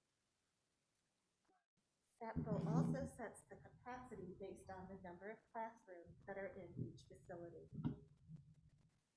I listed the membership on November 15. Part of the requirements of the SAPFO ordinance is to provide the number of students enrolled at each school on November 15. They call it membership because maybe it's a little more exciting, more exclusive, but it really means enrollment. I have then provided the number of available seats at each school, and then the level of service that each school is operating at. Eflin Sheets, Global Elementary, Hillsborough Elementary, New Hope Elementary, and River Park Elementary are over capacity. I do want to point out that we have several students, of course, in the online academy, and we decided that we needed to make room for the children at each school in case something were to change with the state allowing us to continue or just in the future. So those students are added back to the school that they would have gone to had they not chosen instead to attend the online academy. So having space at a school is one thing. Next slide, please. This second slide talks about the number of students in each class. Because of the state legislated class size limitation, there might be plenty of seats in 3rd grade, but because the class size is 16 in 1st grade, there are not seats there. So we are watching both the number of seats available at each school as well as the number of seats available in each classroom. Next slide. Next slide. We have established several priorities for transfer approval to go to a school to which your child is not assigned. The first priority is students who live in the district who are already attending that school on a previously approved transfer. They'll be able to return. And then the second priority is if a sibling is in attendance at that school. The remainder of the seats are offered in order to current students who are new to the transfer process and are domiciled within the boundaries, and then out-of-district students who are requesting admission to the schools. And just to reiterate, we will deny any and all transfer requests that would cause us to exceed those legislative class size requirements or need additional staff or facilities. Next slide, please. That's just reiterating the policy for those who are interested. And for our capacity designations, Based on the slides that you have seen, we are considering the following schools open. We've got Central Elementary, Grady Brown Elementary, Pathways Elementary, Bradley Hill Middle, and Orange Middle. They all have at least 15% of their seats available. Limited capacity this year is just one school. We've got Standback Middle School with 88% in use. And then closed schools, so the capacity is at 95% or higher, Upland Sheiks, New Hope, River Park, and Orange High. We need to be sure that we are saving seats for all the new students who are moving into the district, and that we are providing options for overcrowding. Next slide.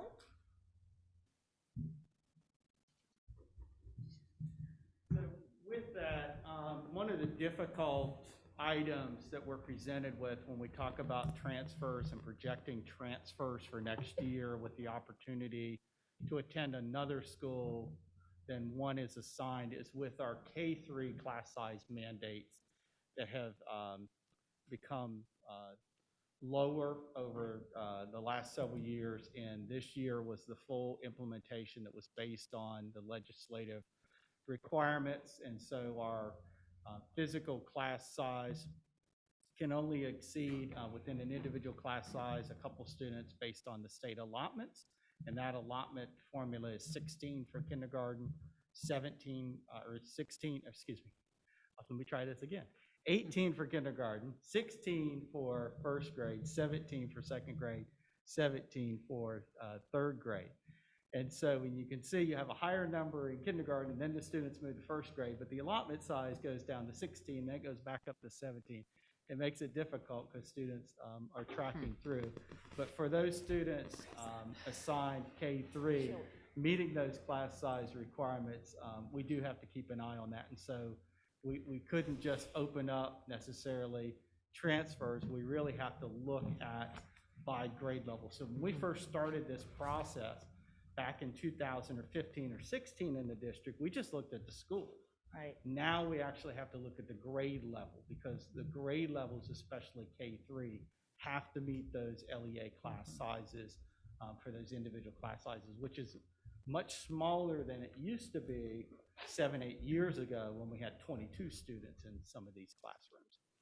And then so we would want to limit those ability for those transfers, and then we would ask that the superintendent or designee may allow additional K-12 transfer requests outside of the transfer window in order to ease overcrowding at overcapacity schools or eliminate class size exceptions, so that you would give the superintendent, myself, the authority as we move throughout the rest, then the transfer window closes this spring, that if there are exceptions or if there are needs, we would have the ability to offer transfers to individuals in order to meet these. Now, again, we're not talking about forcing students to move. If there was ever a case, we would have to spot, reassign, or redistrict.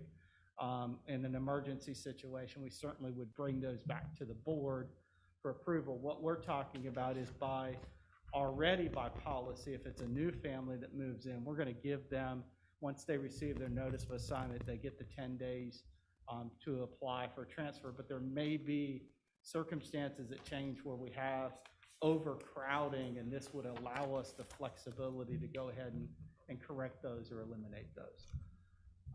And so we'll keep going. I just wanted to stop at this point and give you that snapshot summary there. Next slide.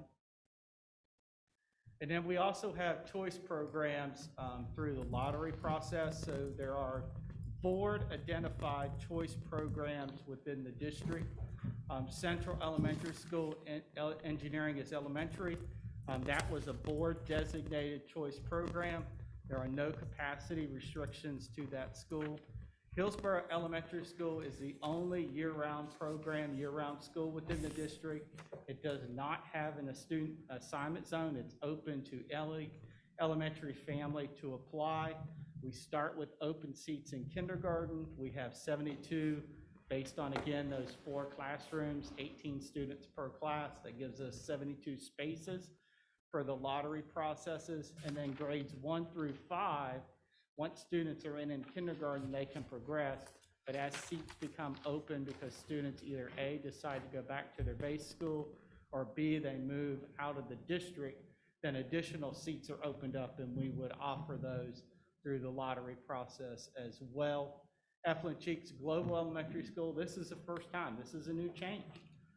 Remember several years ago, we were looking to bring students to Eflin Cheeks, and now that school is over capacity. There is a tremendous amount of growth happening in this district, but it also recognizes the hard work of the campus there with their student enrollments continuing to grow.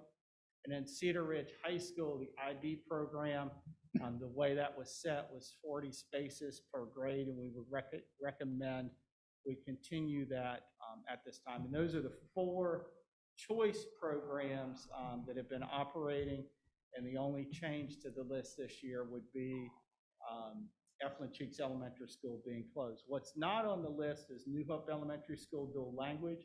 That is a program within a school that was approved several years ago. It is not a recognized district-wide choice program, so that's why it's not on the list. So there still may be other programs that are operating within schools. They're just not district choice programs. Next slide. Catherine's going to talk about some important dates for these applications and when these processes move forward. So just to kind of let you know where we are and where we've come, or where we've been. We set the tuition rate in November. We did the SATFO reporting, and today's the 13th, so we're going to be having our recommendations approved. The window to apply for a school of choice is the month of January. January 1 to 31, the software will be live and families will be able to log in and make their requests. January 21 is when we're going to send the annual notice of student assignment letters. We're getting everything geocoded and all set up so that everyone has written notice of the school that they're assigned to in the coming year. In February, we are going to next slide.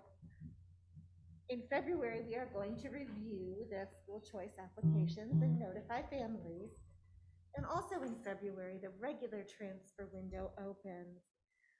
So we have the different software program, well, the same program, a different module opening up so that families that want to attend a school other than the one they're assigned, but is not for a choice program, can apply for those.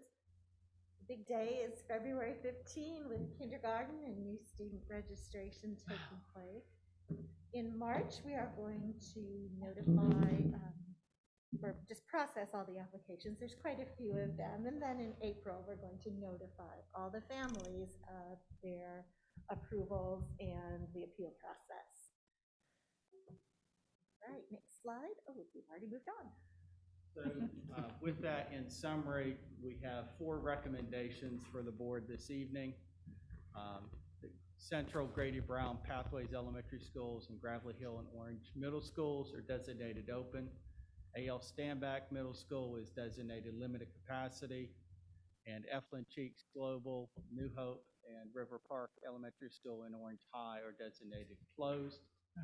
The K-3, new transfer K-3 request will not be approved unless there is more than 15% available at the desired grade level, again, preserving capacity restrictions. The superintendent or designee, again, may allow those additional K-12 transfers we discussed earlier. And then a new item we want to continue to explore and provide. This is based very much along the review process the board did last month in reviewing our transportation policies, allowing us to provide transportation for employees where feasible, that we can expand services. We want to provide that same opportunity to our choice programs and provide transportation services to the extent possible and feasible. At this time, we're not asking the board to approve any additional bus or bus drivers, but we do want it to start to at least inquire with families about the opportunities, and if that is a barrier for individuals attending a choice program, then we want to do everything we can as we talk about equity of how we eliminate that barrier. And so our transportation services need to be reviewed if we prioritize choice programs and that choice for families, and we should be looking at transportation services as well. I don't know this first year if we're going to be able to provide transportation to every individual that requests it just because of feasibility. But I will say we want to put the best plan forward and bring back the best recommendation to the board. And if that includes additional staff personnel or equipment, then we'll certainly want to let you know. But before staff moved along the lines of involving a very heavy lift to provide this opportunity, we wanted to bring this before the board this evening and seek your approval as part of these recommendations to begin that planning process. Questions or comments about the four recommendations? Questions for Mr. Oblate or for Ms. Mao? And welcome, Ms. Mao, to Orange County Schools. Ms. McKenzie? Thank you. Thank you, Mr. Abley and Ms. Mao, for this report and these thoughtful recommendations. I really appreciate them. I am really pleased to see us looking at transportation for choice programs. I think that that is a real barrier for some families and having access to these programs. One of the things that I just feel like I have to say while we're talking about choice programs is that our one school that doesn't have a district is, you know, disproportionately white and disproportionately a very small percentage of free and reduced lunch. And I wonder if we can have a conversation about weighting the lottery so that the incoming class at least matches the free and reduced lunch numbers that our district has as a whole. I'm wondering if you can tell me what the current breakdown of demographics at HES is by race, and also what the percentage of students who are on free and reduced lunch there versus the district, please. Okay, so we have some of that information, the demographics, and we can provide that chart, not just for Hillsborough, but we can provide that to all of the board across the district with those breakdowns for you. We'll need to add in the free reduced lunch percentages. We typically just report those by campus, not breaking that information down. I was just asking for the whole number, not the breakdown of that specific number. Again, we'd have to get, I can send that report back out. Oh, there it is. Okay, thank you. See, Thank you, staff's Ms. working Rath. quickly on the sides. Isn't that over here. something? It looks She is like. something. And now No, 'cause asking, I'm- it will be given. My glasses are screwed up with the mask, so you can read it. All right, thank you. So in regards to the demographics for Hillsborough Elementary, right now, based upon the last ADM data that we had, 77% were white, 8% multiracial, 8% Black, 5% Hispanic, and 2% were Asian. And there's 61 free and reduced students, which is 14.5% of the total population. And what is our district-wide free and reduced number percentage? It's around 43%. Okay. Could you repeat, Ms. Rath, what the percentage was for HES for the free and reduced lunch? I didn't hear it. I'm sorry. Yes, it's 61 students, which is 14.5%. Thank you. Total enrollment is 418, and 61 are free and reduced. Thank you so much, Ms. Rath. For me personally, I just feel like if we're going to have this program, it needs to be accessible to a demographic that represents our full district. Right. And so I'm so pleased to see this transportation, but I do think that it warrants us having a conversation about weighting the lottery. Ms. Dubison, are there any limitations for us to do that? As far as using free and reduced lunch data? Yes. There are. That data is very closely guarded by federal regulators. And so in order to use a student's FRL status for student assignment, their parents would have to consent. So we would have to put, in other words, we can't just go to child nutrition and get the data on which students are free and reduced lunch in order to use it for student assignment. Because that's not, it's only supposed to be used for nutrition. Yes. But unless we ask parents when they apply for the school to give consent for their child's FRL data to be retrieved, which it would be in their interest to do to the extent that it would potentially provide them with a weight. So, but parents would have to sign consent for that data to be used for that purpose. Okay, that makes sense. And incoming kindergartners who hadn't filled out that information yet, what would happen with that? So, well, I understand the application period hasn't opened yet, is that right? Well, so if I understand, if they're currently a 4-year-old or they haven't turned 5 or they're not in our district, they're not going to be under necessarily our reporting because they're not in our child nutrition program unless they're in a pre-K program. I think we could pull some of the direct certification data if a parent gave permission for that, but we would have to research because they're not a student at that point. I see what you're saying. They don't have. Limited to the data we would have available to us during the application. Yeah, I mean, you could ask them in the application to report the information that would lead to that designation, to report their income, essentially. It would, again, be voluntary. Right, so that, and there are other, obviously there are certain characteristics that we can't look at when we are assigning someone. There are some that we can, such as neighborhood. You could preference certain neighborhoods. You could preference parents' educational attainment level. So there are some things like that that are not protected categories. And I will say, Catherine and I have experience working on a very similar situation. And there's several ways we did use planning segments. We call them planning segments. We look at census data, which shows poverty level by segment. And we also looked at 3rd grade academic achievement for segments over time in order to prioritize students higher in the lottery based on the planning segment data that we were able to gather, and that helped us determining, because sometimes what you find is those academic performance indicators and census poverty data mirrors some of the data you were just mentioning. So, again, for us, we have time at this point in time tonight.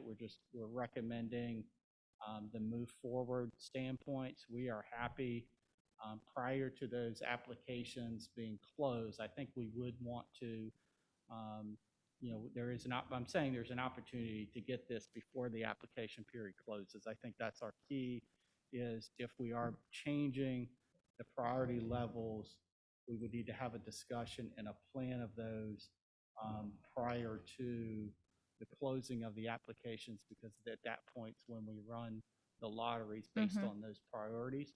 But I think we can turn around with your feedback and hearing your comments this evening, a plan that would have additional elements for priority in the lottery. So, thank you so much, and thank you for your question, Ms. McKenzie. So, if the applications, if the window is January 1st through 31st, it would also be turning around, putting that communication out at the beginning of the application part, right? So that families would be motivated to disclose income information that might favor them, or? Yeah, we could certainly ask them as part of the application process. We can ask them with permission additional qualifying information on the back end as far as census data, planning data, and academic data for segments. We can pull that information, and then we prioritize based on the zones that those students are applying from. Another reason a board might consider that is, if you do have a magnet program, you do want to watch where zones and where students are coming from, because you wouldn't want, if you had 500 seats over here, 500 kids that leave one school. Like we can start to look at where we're having overcrowding, and certainly like your priorities, overcrowding could be a priority, because you're applying from an overcrowded school, which helps us. And so there's a way to look at other elements besides just a straight blind lottery. Wonderful. Do we have other questions that we need to ask Eva at this time, or are we able to go forward with this at Dr. Felder? Bonnie's got I think a we question. have I Ms. mean, Hauser and Mr. like in Atherton. terms of Ms. McKenzie's comment, do we need to discuss any more, having communication around the HES application or I don't anything? think or- Okay. All right, so Mr. Atherton and then Ms. Hauser? So first, just thank you for all the data, lots of great information. And having the choice transportation and options, I think, is good as well. One that I ask every time is the Orange High School engineering program that was intended to be district-wide. Do we know why that is not district-wide at this point? Mr. Atherton, I did not. Okay. Now that you mention it, I do recall that conversation several years ago. I don't know. We need to follow up on that and bring that back. When we bring back information in January, we will follow up on that. Okay.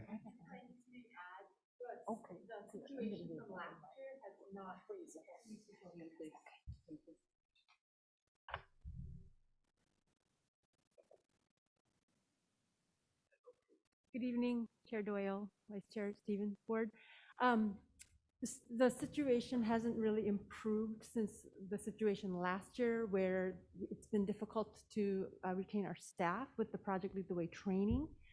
So that, it hasn't strengthened to the level quite yet, and it was hindered, of course, with COVID situation. But as you saw on the consent agenda, we are continuing to build that program, and as soon as we have it strong enough where we can make it, that is still the plan. Just wanted you to know that that is still the plan. We're continuing to develop the program, and as soon as we have some stability with staffing to be able to maintain, we will expand that. All right, thank you.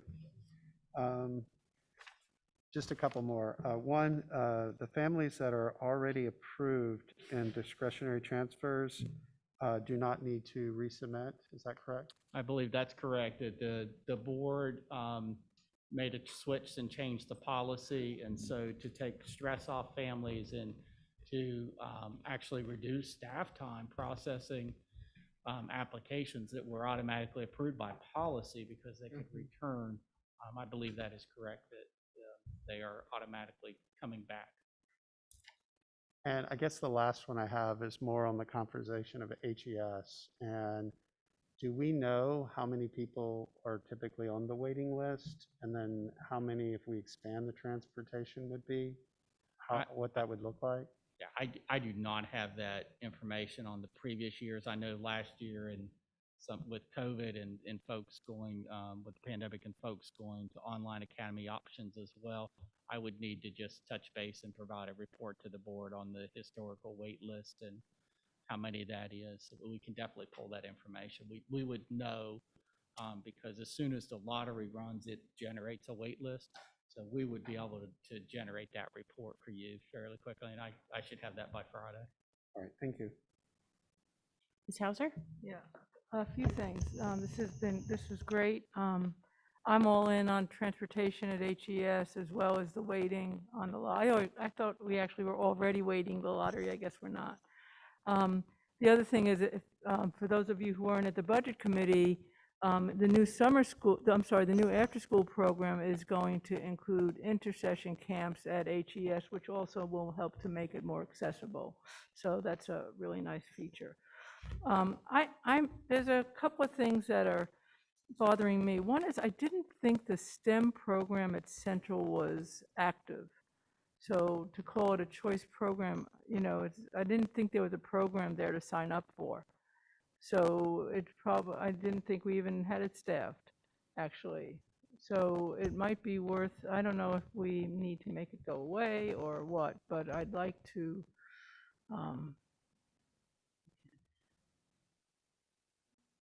So Ms. Hauser, thank you for bringing this up. And so we do have schools, i.e.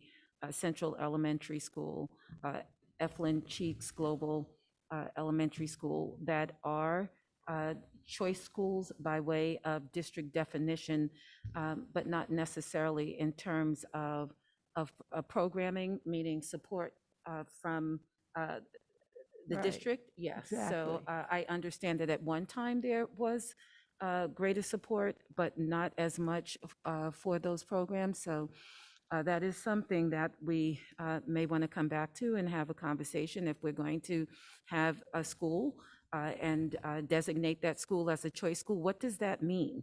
What kind of support is needed? What does the program look like?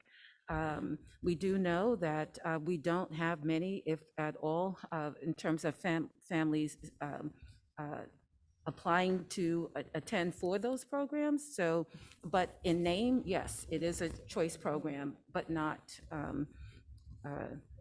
with the support that it would really need to have in order to be a bona fide, in my opinion, choice program. And I do want to give credit to the staff that are at those schools.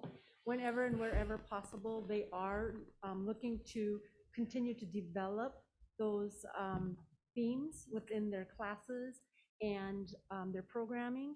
But they do need support, just like Dr. Felder is saying, and that's, that's what we were looking at last year. And then, of course, our focus shifted to the impact of COVID, but we do hope to provide additional support because there are such great opportunities, especially when you think about the STEM areas and where that is the now and the future of our children. And so we do hope to continue to expand, and we hope that that's where the support will be. As far as global, of course, our kids are living in a global market. So we are going to taking a look at different ways that we can, and that was something that we shared previously, that there are a number of ways and ideas that we would like to support the schools in developing their choice themes.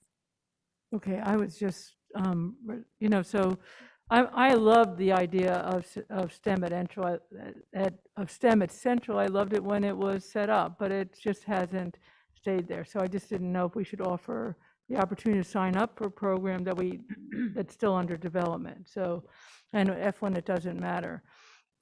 And I also didn't know if dual language should be a program that we expand because there seems to be such interest in it. And then I just have another comment on SAFO. So every time I see a report that shows our SAFO capacity, I cringe because the board constantly says that SAFO doesn't really reflect the capacity situation in our school. In fact, it's worse because SAFO doesn't count pre-K, SAFO doesn't count some of the exceptional needs that we have in our schools. So I just didn't know if there's a way to start reporting, in fact, the real situation of classroom capacity in these schools. Because my concern is there more urgency than we're seeing in the report.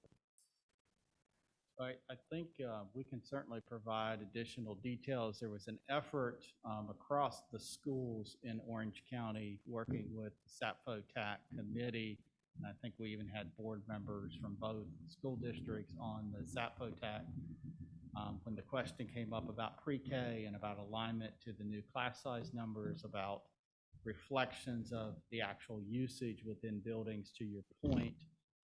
I don't know we ever had a working solution of what that outcome would be in reporting numbers. There are a tremendous amount of auxiliary services, mental health services, counseling services, speech, language, occupational, you name it, services being provided in schools that aren't accounted for with capacity numbers. Coaches that are in schools, other individuals that are in schools, some you're going to talk about this evening.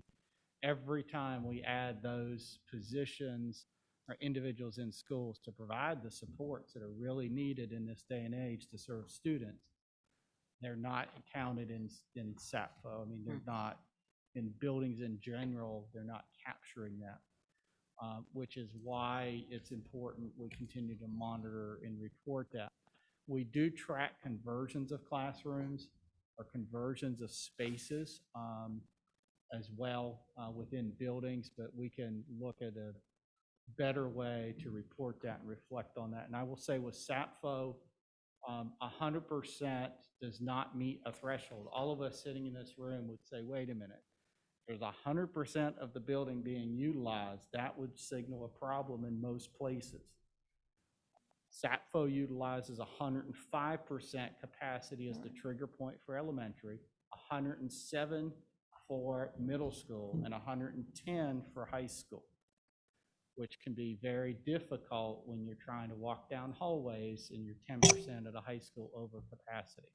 So I think we've always said with the SAPFO trigger points for when that would trigger building expansions, new schools, et cetera, that those capacity thresholds seem to be a little bit higher.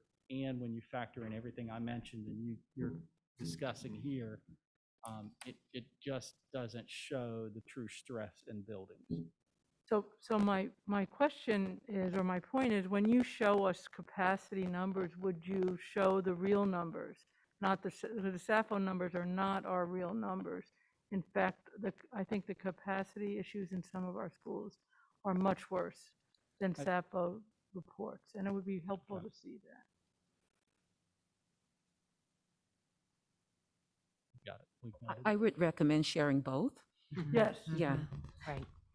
Then it shows how far off SAPHO is. Maybe we can make it go away. Okay. Other questions from board members for Mr. Abele? Thank you so much, Ms. Mao, Mr. Abele, for your presentation tonight. Do I have a motion to approve the open and limited closed schools? So moved. Second? Okay, all in favor? Aye.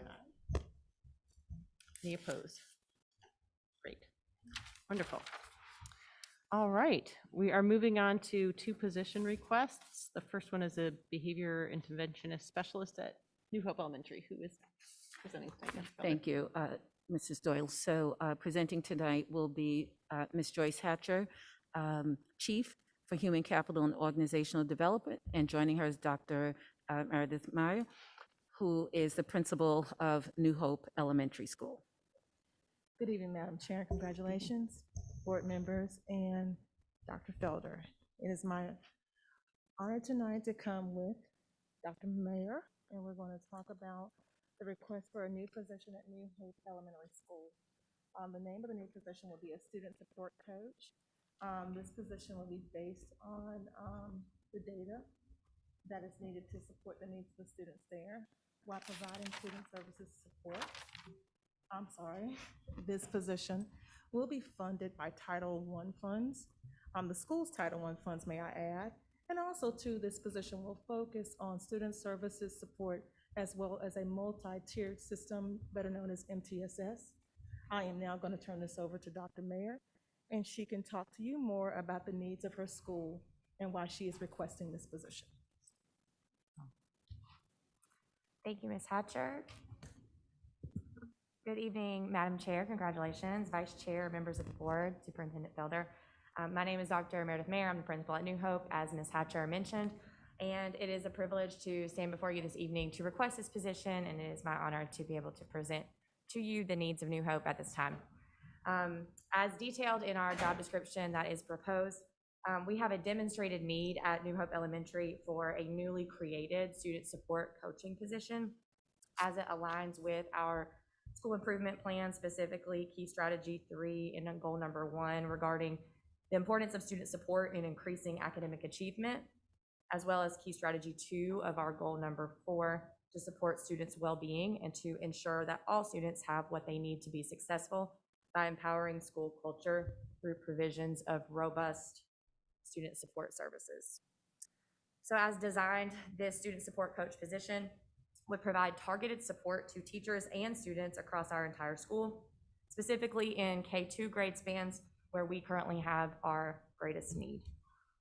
Our students would benefit from significant research-based social, emotional, behavioral intervention support and or continued related service delivery as it would be needed.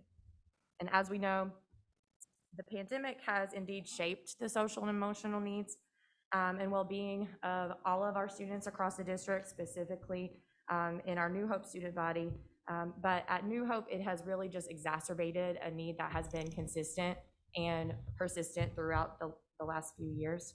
And we hope that as we continue to do our very best every single day, to serve our students in a really holistic way, including social, emotional, and academic support, we have already called upon several of the lovely people in this room for support, including all of our EC specialists and departments. So thank you to all of our department leads there in order to help with assisting strategies, routines, documentation, crisis plan implementation, and to detect and chart data trends to mitigate, prevent, and support students throughout what has been proven to be a very difficult and emotionally taxing transition back to in-person learning. So again, I'd like to thank all of the folks in this room that have helped us throughout this entire year, other elementary school leaders, my supervisors, my colleagues, for the collective support that we brainstormed throughout to help all of our student bodies, but specifically in this case, New Hope. In honoring all of that comprehensive support, and with no detriment to the effort that has been put in, there is still a gap at New Hope Elementary in how we can reasonably staff the levels of our current student needs.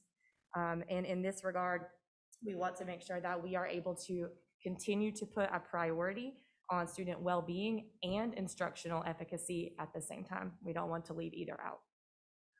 So our wonderful existing support staff, our counselors, our social worker, our administration, all of our specific classroom teachers that are working directly with students with the greatest need are working overtime, quite literally, to meet the needs of all of our students. And this position would add so much needed and explicit support for social, emotional, and academic growth of every student at New Hope. So I'd be happy to answer any of your questions, and thank you for your time. Thank you so much, Dr. Mayer and Ms. Hatcher. Any questions for either one of them? Ms. Smiley? Not a question, just a reaction, which is I'm so pleased that you have brought this position forward and that you have the funds to do it. And I don't know what will be clearer to job applicants, but student support coach feels more positive framing, I think, than behavior interventionist. So I like that. Absolutely, thank you. Glad you're adding resources. Motion to approve? Second. Okay, I have a motion from Mr. Atherton, a second from Chair Stevens. All in favor? Aye. Aye. No, any opposed? Great. Thank you. Thank you so much. Thank you both. Okay, and we have another position request, Dr. Felder? We do indeed, and so I'd like to invite Mrs. Connie Crimmins, Executive Director for EC and Pre-K, to present. Excuse me. Good evening, Board.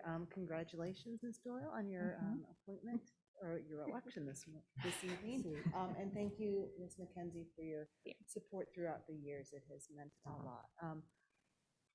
I'm here to request educational diagnosticians and primary support persons within the district. And as you have seen throughout the abstract, there are multiple vacancies still for school psychologists, as well as an ongoing backlog of referrals and evaluations that are due for our Exceptional Children's Program.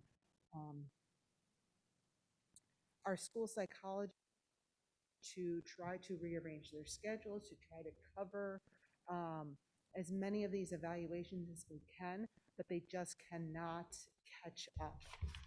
And we have tried to recruit and hire additional school psychologists to fill our vacancies. There is a statewide shortage of school psychologists, which is making it even harder. We have reached out to schools of ed. The new admin for our department has reached out to all of the schools of higher ed to try to find December graduates, and the school psychologists are just not out there.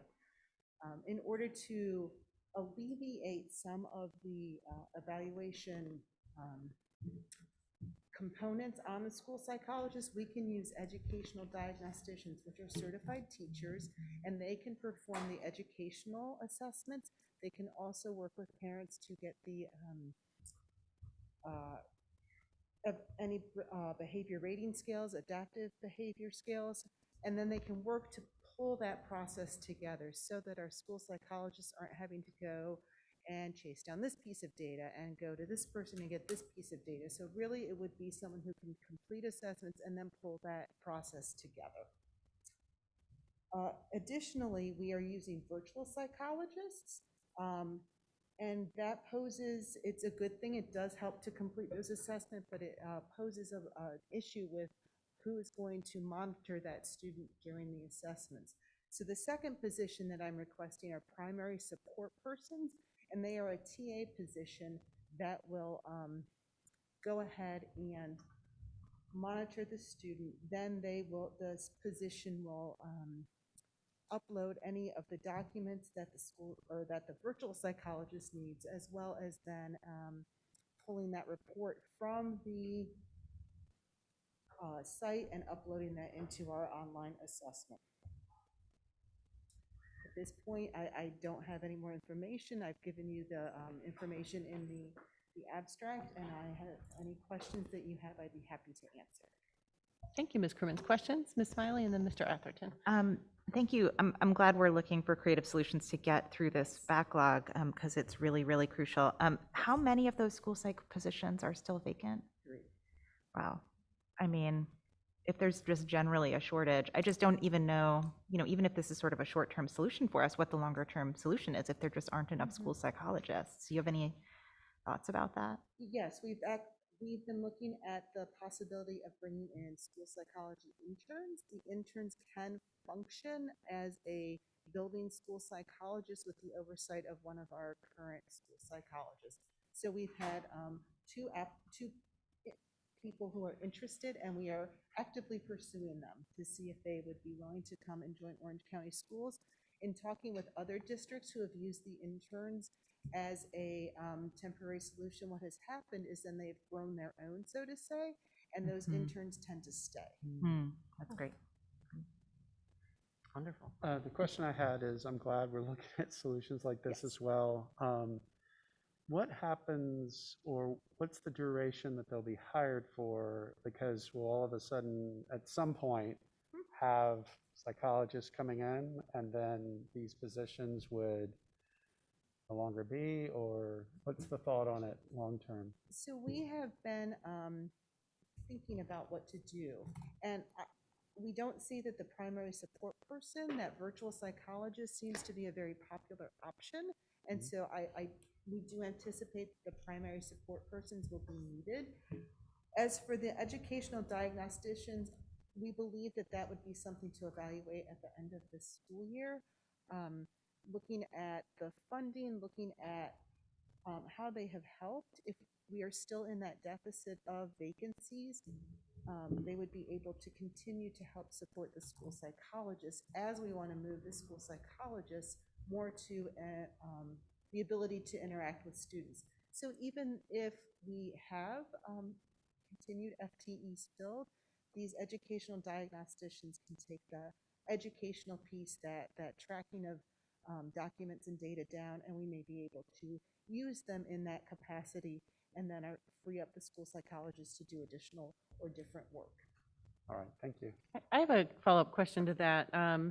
The numbers provided for the 4 educational diagnosticians, the 260,000, it seems like it was saying here that that DPI's EC division has allocated the additional federal funds to cover that, but if we don't end up needing them for a whole year, it won't actually be that much. Am I correct in interpreting that? Okay. Correct. So we've obtained additional funding from DPI, about $400,000 right now, and so those funds do have a 27-month life cycle. So there is additional funding to look at continuity, at least into next year.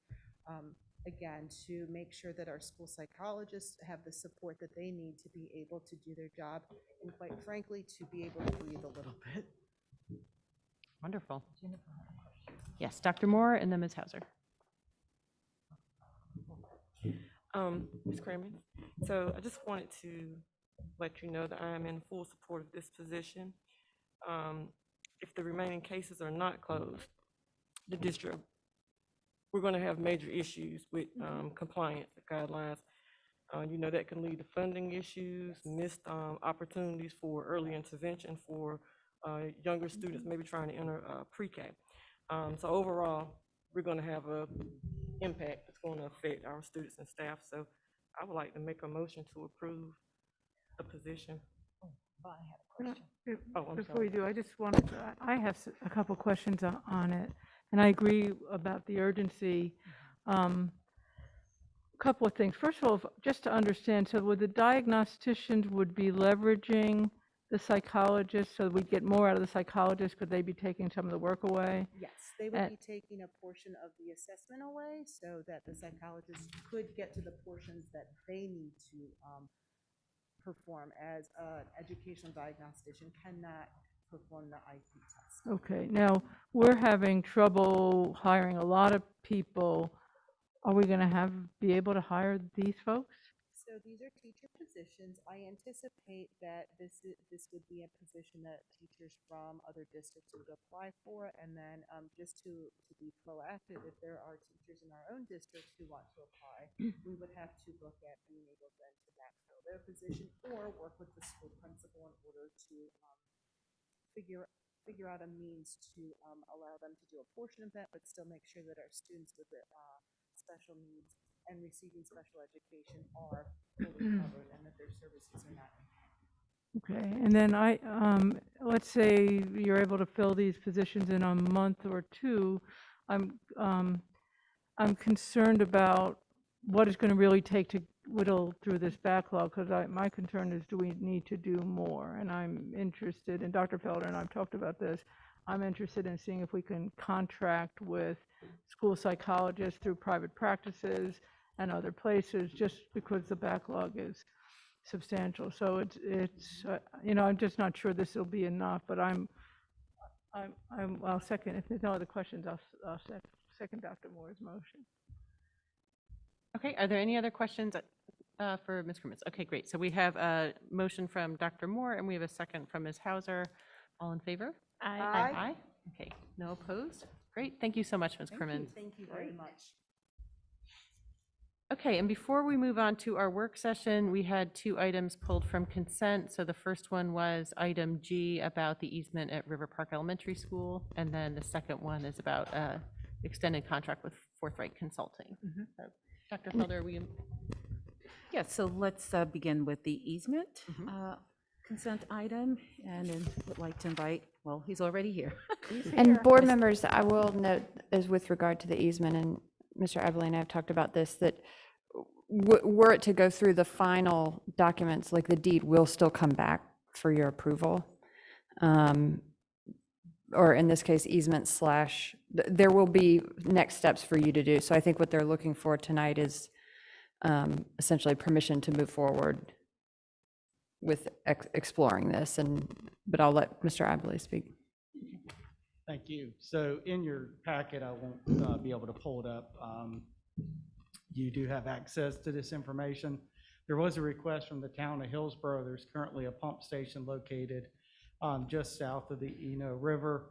They wanted to relocate that with a FEMA grant out of the flood zone and had suggested utilizing River Park Elementary School's campus with an area that was just adjacent outside of the flood zone due to the higher elevation and the fact that there's already service lines coming through that area. On the map that was provided, if you look at the information, you see a green line that's running from the school. That's our sanitary sewer line that's coming out. It's about a 6-inch pipe. If you ever walk down towards the river off campus, there's several manholes. You will see service utility covers throughout that property going down, and that's those lines that are running from the River Park Elementary School property. What was requested was either an easement to build a new pump station. This is located underground. There would be a utility building, much like the one at A.L. Standback, the small building you see at the rear of the school, that would service the generator and the servicing area for the pump control system. Most of what they would install would be underground. And so they asked for us to consider this. I recommended land acquisition of the 1 acre versus easement. for the reason of environmental control and future environmental issues at the pump station or any other issues that may result from that. I felt it would be in the best interest of the school district that rather than just having an easement with that service line and that system there, that we would deed that 1 acre of land with your permission to them so that they would retain responsibility for the equipment or any environmental or other issues that would arise from that being located there. There are some couple savings and benefits to the school district. One, that entire green line from the school all the way to the river, we maintain that as a private line. And so by moving the pump station up that service channel, we would only then be responsible from the school to there. It's a very old line, very costly to maintain. And so it would reduce the amount of linear feet that we're required to maintain along that service line. The second thing we talked about was an educational component. You know, we could, much like we've done interpretive signs at the Board of Education that's being completed at the Ice House, you know, there could be an educational component explaining to the students what this project is and what's taking place out there. It is outside of the area that they utilize for outdoor classrooms. There are several trails back there, but I'm not familiar with any trails that go directly down that line, again, because there's covers and utility covers that are located throughout the property. At this stage, for utilities and easements and services, we don't involve the schools or school principals, but certainly once we would do final placement or we would have an approval for a project, we would be walking the site and going through, making sure there's no impacts. And the town certainly understands. They wouldn't recommend the project if there were any negative impacts to the school or the operation of the schools. And if, you know, I'm not aware of anything currently to date, but certainly we would make sure there's no, you know, issues with the school replacement for this. I know I talked to Mr. Witter, you know, late this afternoon, and certainly if there is a land acquisition, there would be some money that would come back to the school district. Now, that could be $1, that could be something more than that. We'd have to value the property. And certainly if there is any funding, they would want to use it to increase their outdoor learning capacity, playgrounds, or something along that same pathway that the students use. We do know we've had previously security issues raised with individuals that come up from the trails from the river and wander onto the backside of that property. And so this would also give us an opportunity to think about our campus safety security plan with accessing the rear of that campus. And so what we communicated with the town is this project would also have to have some security features built into it, whether it's town vehicles or maintenance or individuals coming onto the easement, but we would want to tie that into our campus security plan just to make sure it's safe. There is a generator that would run on the pump station 30 minutes a week for testing, and they could run that at off-school hours. So very little impact from the schools. Again, most of that land and area is in the floodplain or just out of the floodplain and is not, I just wouldn't recommend if you get curious and you want to go out there, wear high boots. Mr. Atherton, did your questions get addressed? Well, you know, you sent us a lot of information just a few hours before the meeting, and I have not had time to go through all of it. But I do feel, as a board member, giving time for our community to see it as well before we make a decision and some discussion. I did hear you talk about the acre, because that was very confusing, because normally, based on the pictures, it's about 30 by 30, right? Which is about 900 square feet, and an acre is like 43,000 square feet. And it, you know, I know that we've talked in the past about, you know, outdoor space and expansions and how we're using it and things like that. But I would just really like to hear from anybody in the schools that have thoughts around it as well, not just all of a sudden it's here and we make a decision and move forward.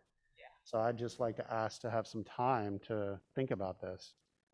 Typically, and I certainly understand that point, typically schools are not involved with utilities and easements and upgrades that are happening on property within the school outside of areas that are used by the school, because the areas by the school property, and that property extends all the way around to the Board of Education.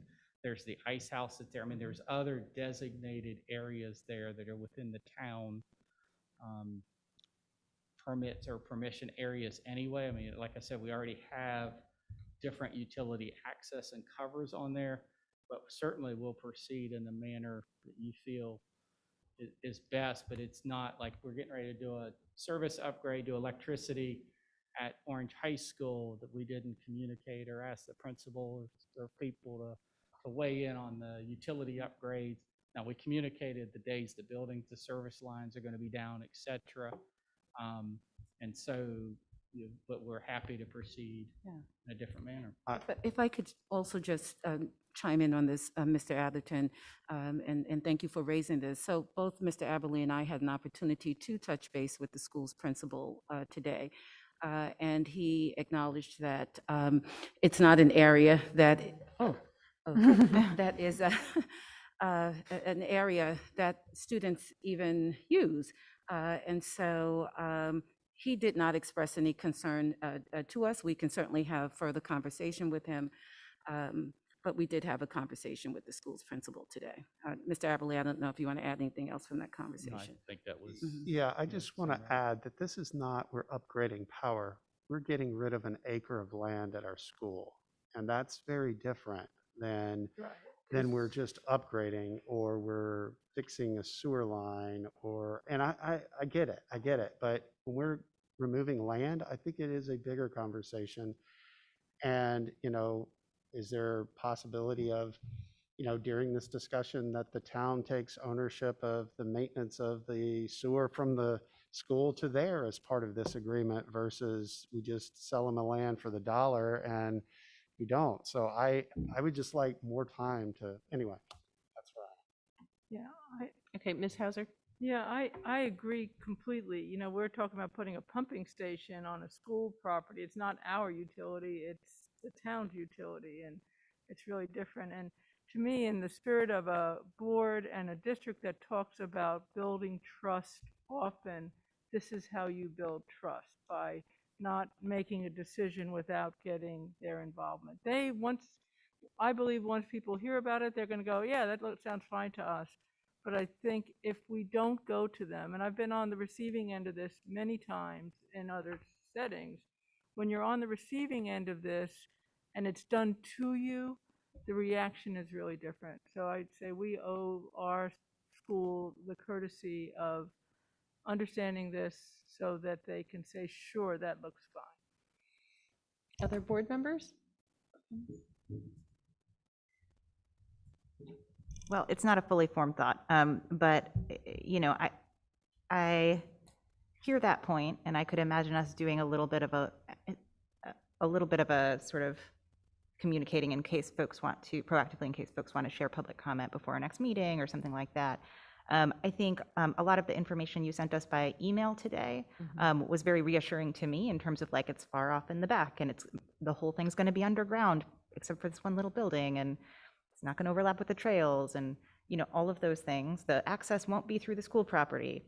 All of those things were very reassuring, and I think it would have been helpful to me to like have a little bit more of that information. I think if more of that had been in the agenda, I could imagine.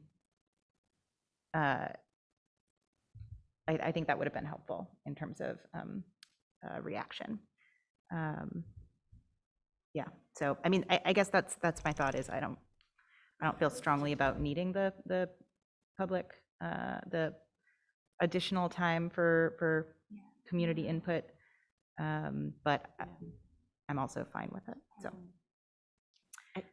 my reaction is it really, we want to have a functioning sewer system and we want to have a pump that's out of the floodplain. So I personally don't feel the same reaction, although I hear your point, Ms. Hauser, Mr. Atherton, and their points well taken. The original map makes it look like this, bright corner at the end of the property, and then it talks about how it's down a tree and you can't, it's down a hill and you can't even see it from the, it seems to me like a necessary thing that might have to happen. I'm curious about what timing we need to accommodate some of the concerns that were raised. So how pressing is it to have this approved tonight versus The next meeting. the next meeting? Again, it's the pleasure of the board. If you're not comfortable with the decision and a recommendation, then you certainly can defer that until you have the appropriate amount of information you need to make a decision. I mean, we'll communicate to the town. I don't know if there were any deadlines on them doing their FEMA applications. I know this was part of the mitigation program in order to receive funds to relocate and designate that in a different area. There's still obviously, work to be done on the project. And I think, the information you received this afternoon is, this is something that's going to take, 1 to 2 years. And then once they actually start on it, it's going to take about 6 to 9 months. And it sounded like from previously when you did the upgrades at River Park, there was a question or concern about the serviceability of that line and about building something on the campus. So I think they were looking at being able to provide this off campus as well, but we'll bring it back when we need to bring it back. Okay. And I'll tell you some of the next steps. I think part of why this was coming now is, and I'm not aware of any reason why it can't wait a month, but the next steps would involve a survey, which would, ask the town to complete. And in order to complete this transaction, the board would have to declare the land surplus. There would need to be a deed. And so particularly the survey, which obviously is a cost to the town, I imagine that they probably want to know that it's likelihood. So again, that doesn't mean it has to happen tonight, but just there are a number of steps that would happen. And then, like I said, the board would have to declare that the land is not needed for the school. And then if we are able to work out a sale as opposed to an easement, which I do, makes sense if we can do it, then there would need to be a deed approved by the board. Okay. Yeah, I just, for clarity, I think this is a simple courtesy that we offer to the parents and the school by saying, we're looking at this, so there's no surprises. I think it's one meeting, maybe it's through the PTA or through the school, but it's literally one meeting. I'm hoping that there won't be much interest in it, but if anyone's interested in it, they'll be able to know about it and there's no surprises. That's all. I'm not looking for a big public input, public comment, just a really simple courtesy meeting. Sure. What Ms. do McKenzie.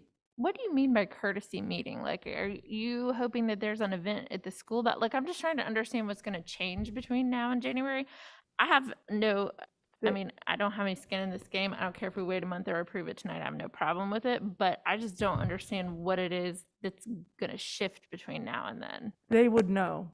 The difference is that they would know that it's happening and they wouldn't hear about it and the rumor mill wouldn't run with it. I But so really if want to this be is- transparent about it. That's all.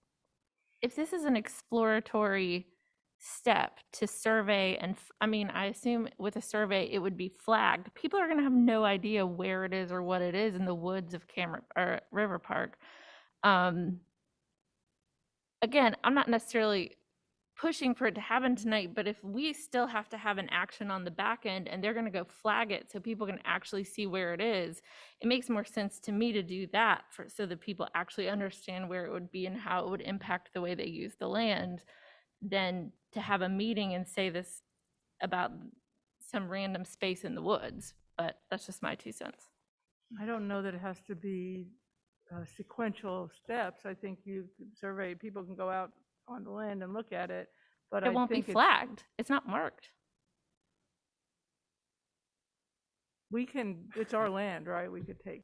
I don't have authority to grant easements or to grant individuals to take the next steps without the board. Our policy has been that the utilities and easements, the authority has been with the board. There's many districts, there are utility and other easements that the staff or Sure. superintendent designees have the ability to designate and to work on easements with government agencies, but this is not one of those.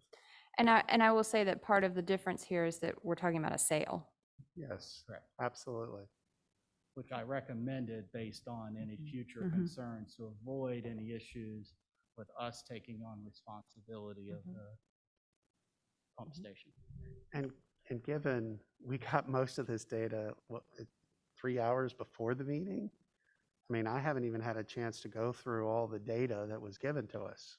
All I'm asking is we don't make a decision right now until we all have a chance to actually go through the data, come back, answer the questions. If public has concerns, they can bring it up too. Ms. McKenzie? Is the land marked, Mr. Abley? Like, would anyone be able to go back there and see what it is at this No, point? and I wouldn't recommend folks go back there. It's really property that, in my recollection and my understanding, we've not used or would want people back on because it slopes off, it's very muddy, it floods, it's unusable. We would not build or recommend or be able to put anything in that area. And if we do have people that are using it, then I have security concerns that we probably should review. That makes sense to me. So it sounds like the only time crunch is if the town's funding source from FEMA is impacted by our not approving tonight. Would we be able to table this till next meeting unless we hear otherwise? Would that be reasonable? Then when would we approve it? We can vote either way. We can have a vote and see if we approve this tonight, or we can vote to wait till next month.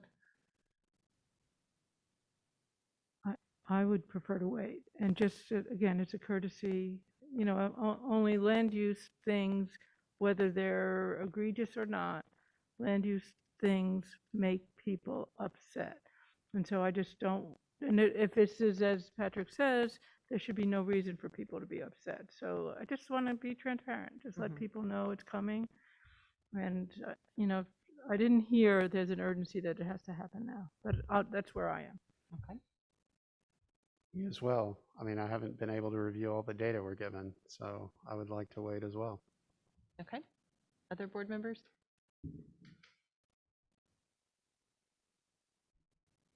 All right, I'll chime in. Okay, you can start looking at me. But my only reservation would be, because it's not a matter of, having not read all of the information. That is all for me. I haven't read it all yet because I was busy this afternoon. Right, okay.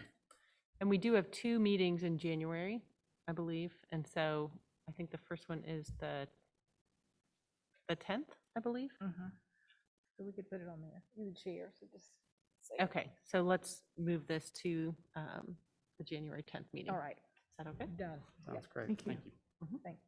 Thank you, Mr. Abley. Okay, and then our second item that we had pulled was in regards to Forthright. Dr. Felder. So, Mr. Atherton, did you have any questions? The only thing I would say is, I know that they've been renewed multiple times, and we had said they would not be renewed, so I'm just pulling it to vote no. Yeah. Well, no, I've expressed my concern with you, Dr. Felder, so it's no surprise that it's nothing personal, it's just business. I don't support this because it's the 3rd time, and I do not like what they wrote at the bottom of their document that they, oh, I thought I heard somebody talking. The Orange County, they aid Orange County leaders with providing talking points for events, FFA and churches. I have a level of discomfort with that because I believe, I'm sure Ms. Stowe is quite capable to do that. Not putting anything extra on your plate, but I know that she's capable to do that. And it's just a few things. So anyway, I'm just one vote. That's just my level of discomfort because this is the 3rd time. And it seems that they could prioritize or something. Maybe we could do it for 6 months, not a whole year. So anyway, it's just one vote or 2. So I thank you both for your input. I don't know if others want to comment before I make a few statements here. And do any other board members? I mean, Yeah, I'm fine so if I Dr. just Felder want to goes say first. that I certainly hear your concern and know that I would never, ever bring a request if it was not a necessity. This is not a nicety. And I wish we were not in a position where we needed additional support, but we do. Our communication continue to. So when the contract, well, let's back up a little bit. So this contract with Forthright, and honestly, if it's not Forthright, then let's pick another vendor. We need support at the end of the day. That's the bottom line in the area of communications. And so Forthright was brought on back in 2019, if you recall, and supported us through a period of time when we really did not have anyone in the communications department, and provided great support. Since that time, our communication responsibilities and needs have grown exponentially, without question. And we're not the only school district that is experiencing additional demands and needs with regards to communication. And when we think about goal 4 of our strategic plan, which is empowering culture, and I'm going to read exactly what it says, is to cultivate supportive partnerships among families, schools, and community stakeholders to support students' well-being and ensure all students have what they need to be successful. Part of that to just what we were discussing about engaging the River Park community around the easement request involves communication. And so there are just increased demands for information about our priorities. We have a number of new initiatives around our strategic plan, our equity plan, COVID policies and protocol, just to name a few. All of those involved communications. Our schools are demanding and requesting and requiring additional support, which our communications department is doing a phenomenal job of that. And so, yes, when I came last year, I didn't know. I had no crystal ball. I couldn't tell you what the exact needs were going to be this school year, but the needs for communication continue. We are in the midst of, and I shared with the board, examples of the projects that we're still in the midst of, including our equity video. That video is not completed. We need to get that completed, and I would like to continue the partnership with them to at least finish up the projects that we are currently working on. But they have been of great support to us, and as I said, if it's an issue with Forthright, fine. We can find another a vendor to support us, but that doesn't take away from the communication needs that we have. And so we just can't, and really, when you think about it, every department, and so this is not uncommon to outsource when additional support is needed, and every department in this district has outsourced and continues to do that when additional support is needed. This department is no different. And so I humbly and respectfully request, I understand the concern, but as I said, I would not bring this concern if it were not a necessity. So I humbly and respectfully request that the approval for this extension. Smiley. And Dr. Felder, the budget for this is coming from your budget. Absolutely. You are prioritizing this in your budget. Yes. Yeah.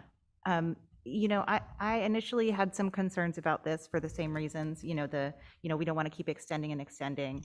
But when I think about the scope of what the communications team is taking on and how much more there is to do, like the depth of improvement in family communications, the need to clearly communicate our strategic plan, where is this district going and why and how, just the range of things. I do believe that we don't have a big enough team to do it all and that we need more support for that. And so I was not initially, I sort of initially had we should just hire another person on that team if we need the support. I think you probably need like a higher level. I think you could probably get more bang for your buck by doing this than doing that at this moment. And so, this is something that I'm going to support, and particularly I think because it is coming from your budget, Yes. that I want you to be able to have control over how you decide how to prioritize that. Can I also mention, am I correct in recalling it's not the same, it's a smaller amount than an initial year. That's correct. The first one was, it looks like it was about 75,000 a year, or something like that, and this is for 35,000? What's that 185? It was actually 95. Okay. And so that was during the period of time when we didn't have staff in the communications office. But the contract for tonight is for 35? Yes, ma'am. Okay. Ms. McKenzie? So I'm just going to echo Ms. Smiley's sentiment. I feel like personally, I have really appreciated the thorough communication we have been receiving. I feel like communication has really improved. I, as outgoing chair, have seen the ridiculous number of FOIA requests that come in and the level of communication that this community expects from the district. And I just trust Dr. Felder at the end of the day. And if this is something she feels like she needs for the district to be successful, then it's more important to me to value the communication to our community and our families than it is to not pivot when we need to renew a contract that we didn't expect to. So I'll motion to approve this. Not ready. Bonnie had a hand up. Okay, well, it's just a motion. She had a hand up. I just, and honestly, I think Forthright has done a nice job, and I'm pleased with that. To me, the whole thing about strategy says we have a strategy and now it's time to move to implementation. It's time to move to the schools. It's time to move to conversations about student outcomes. It's a time to deal with this teacher shortages. And continually playing back the strategy makes it almost dismissive of the experiences that our schools are having delivering high quality education, which is really the work. So I'm a little concerned about continuing a kind of a hyper communication process or a meta communication process when, and I think Ms. Stowe and her staff are really digging in and really getting into and other members of the senior staff have been digging in and really talking to the schools. It's personal. It's not kind of that polished communication. It's about, let's get personal, let's get down into it and get the work done. That's where I am on it, and I don't see how this continuing Forthright helps us. And I want to keep the door open. If we need to bring them back, let's do it. But I'm not supportive of continuing. Okay. Could I ask a question? Yes. And Sarah, you just brought up a good point. You said the staff's not big enough. So from where I sit, if the staff's not big enough, then we should use that money and hire a staff person to help Miss Stowe and Miss Bunch. That's. I'm sorry, I didn't mean to interrupt No, you. yeah, you said that and it made me think about it. My only concern was the amount of money I think we would be putting into this contract probably could not get this tier of support in terms of like a communications professional at like the right stage of their career.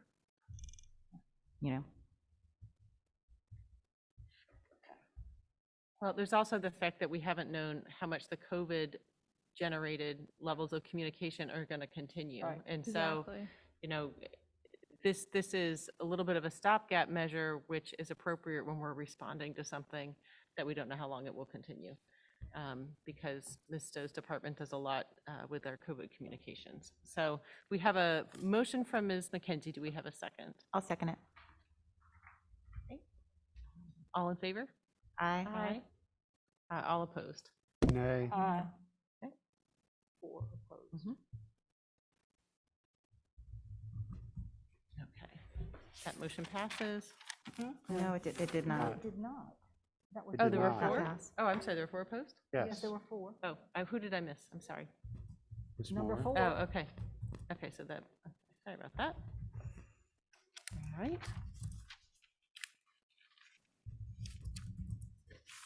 Madam Chair, could I? Yes, ma'am. see what time it is?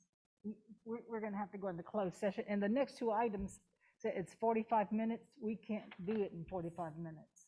We got to do closed session in an hour. So I think we need to probably hold Okay. these two items if we could, so we can go into closed session, if that's all right with everybody. Okay, how do we feel about that? Mr. Felder? Yeah. I have 1 hour. So if we have an hour left, and that is for closed session, is that? Yep, because we need to be out by 10. Yeah.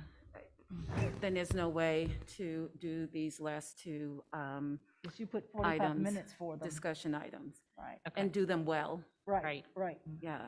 So my apologies to staff who were here to present. Okay. Okay, so do we need a motion to do this to, To go into closed session? well, no, okay, so just to delay these two work session items for next time? No, you just say it, you're it. Okay, we are going to delay these two work session items till our next meeting. And, The one item, Yes, if ma'am. at all possible, and I don't know, Ms. Stowe, if you can do a very abbreviated presentation on the logo, that is holding up work. And we know it's not a item for action, but it is a discussion item.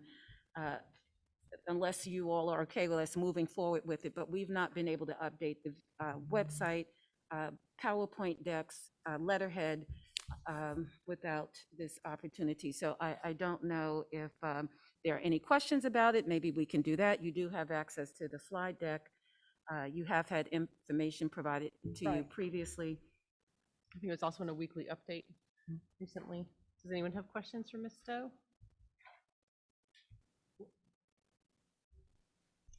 I don't have, Ms. I'll Miller? just say, I think it looks great. I think it's a really nice direction, so. Thank you. Okay. We'll All move right. forward. So do I read this and then take a motion? Read that part. Okay.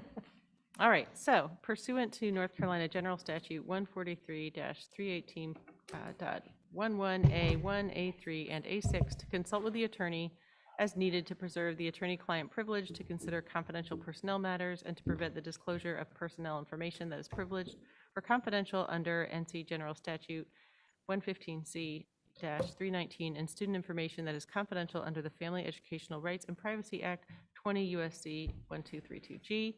Do I have a motion to go into closed session? I make that motion. Second. Thank you. All in favor? Aye. Okay. And so we're now in closed session? Yeah, staying are in we here? going to go in that room, or are we going to? Yes.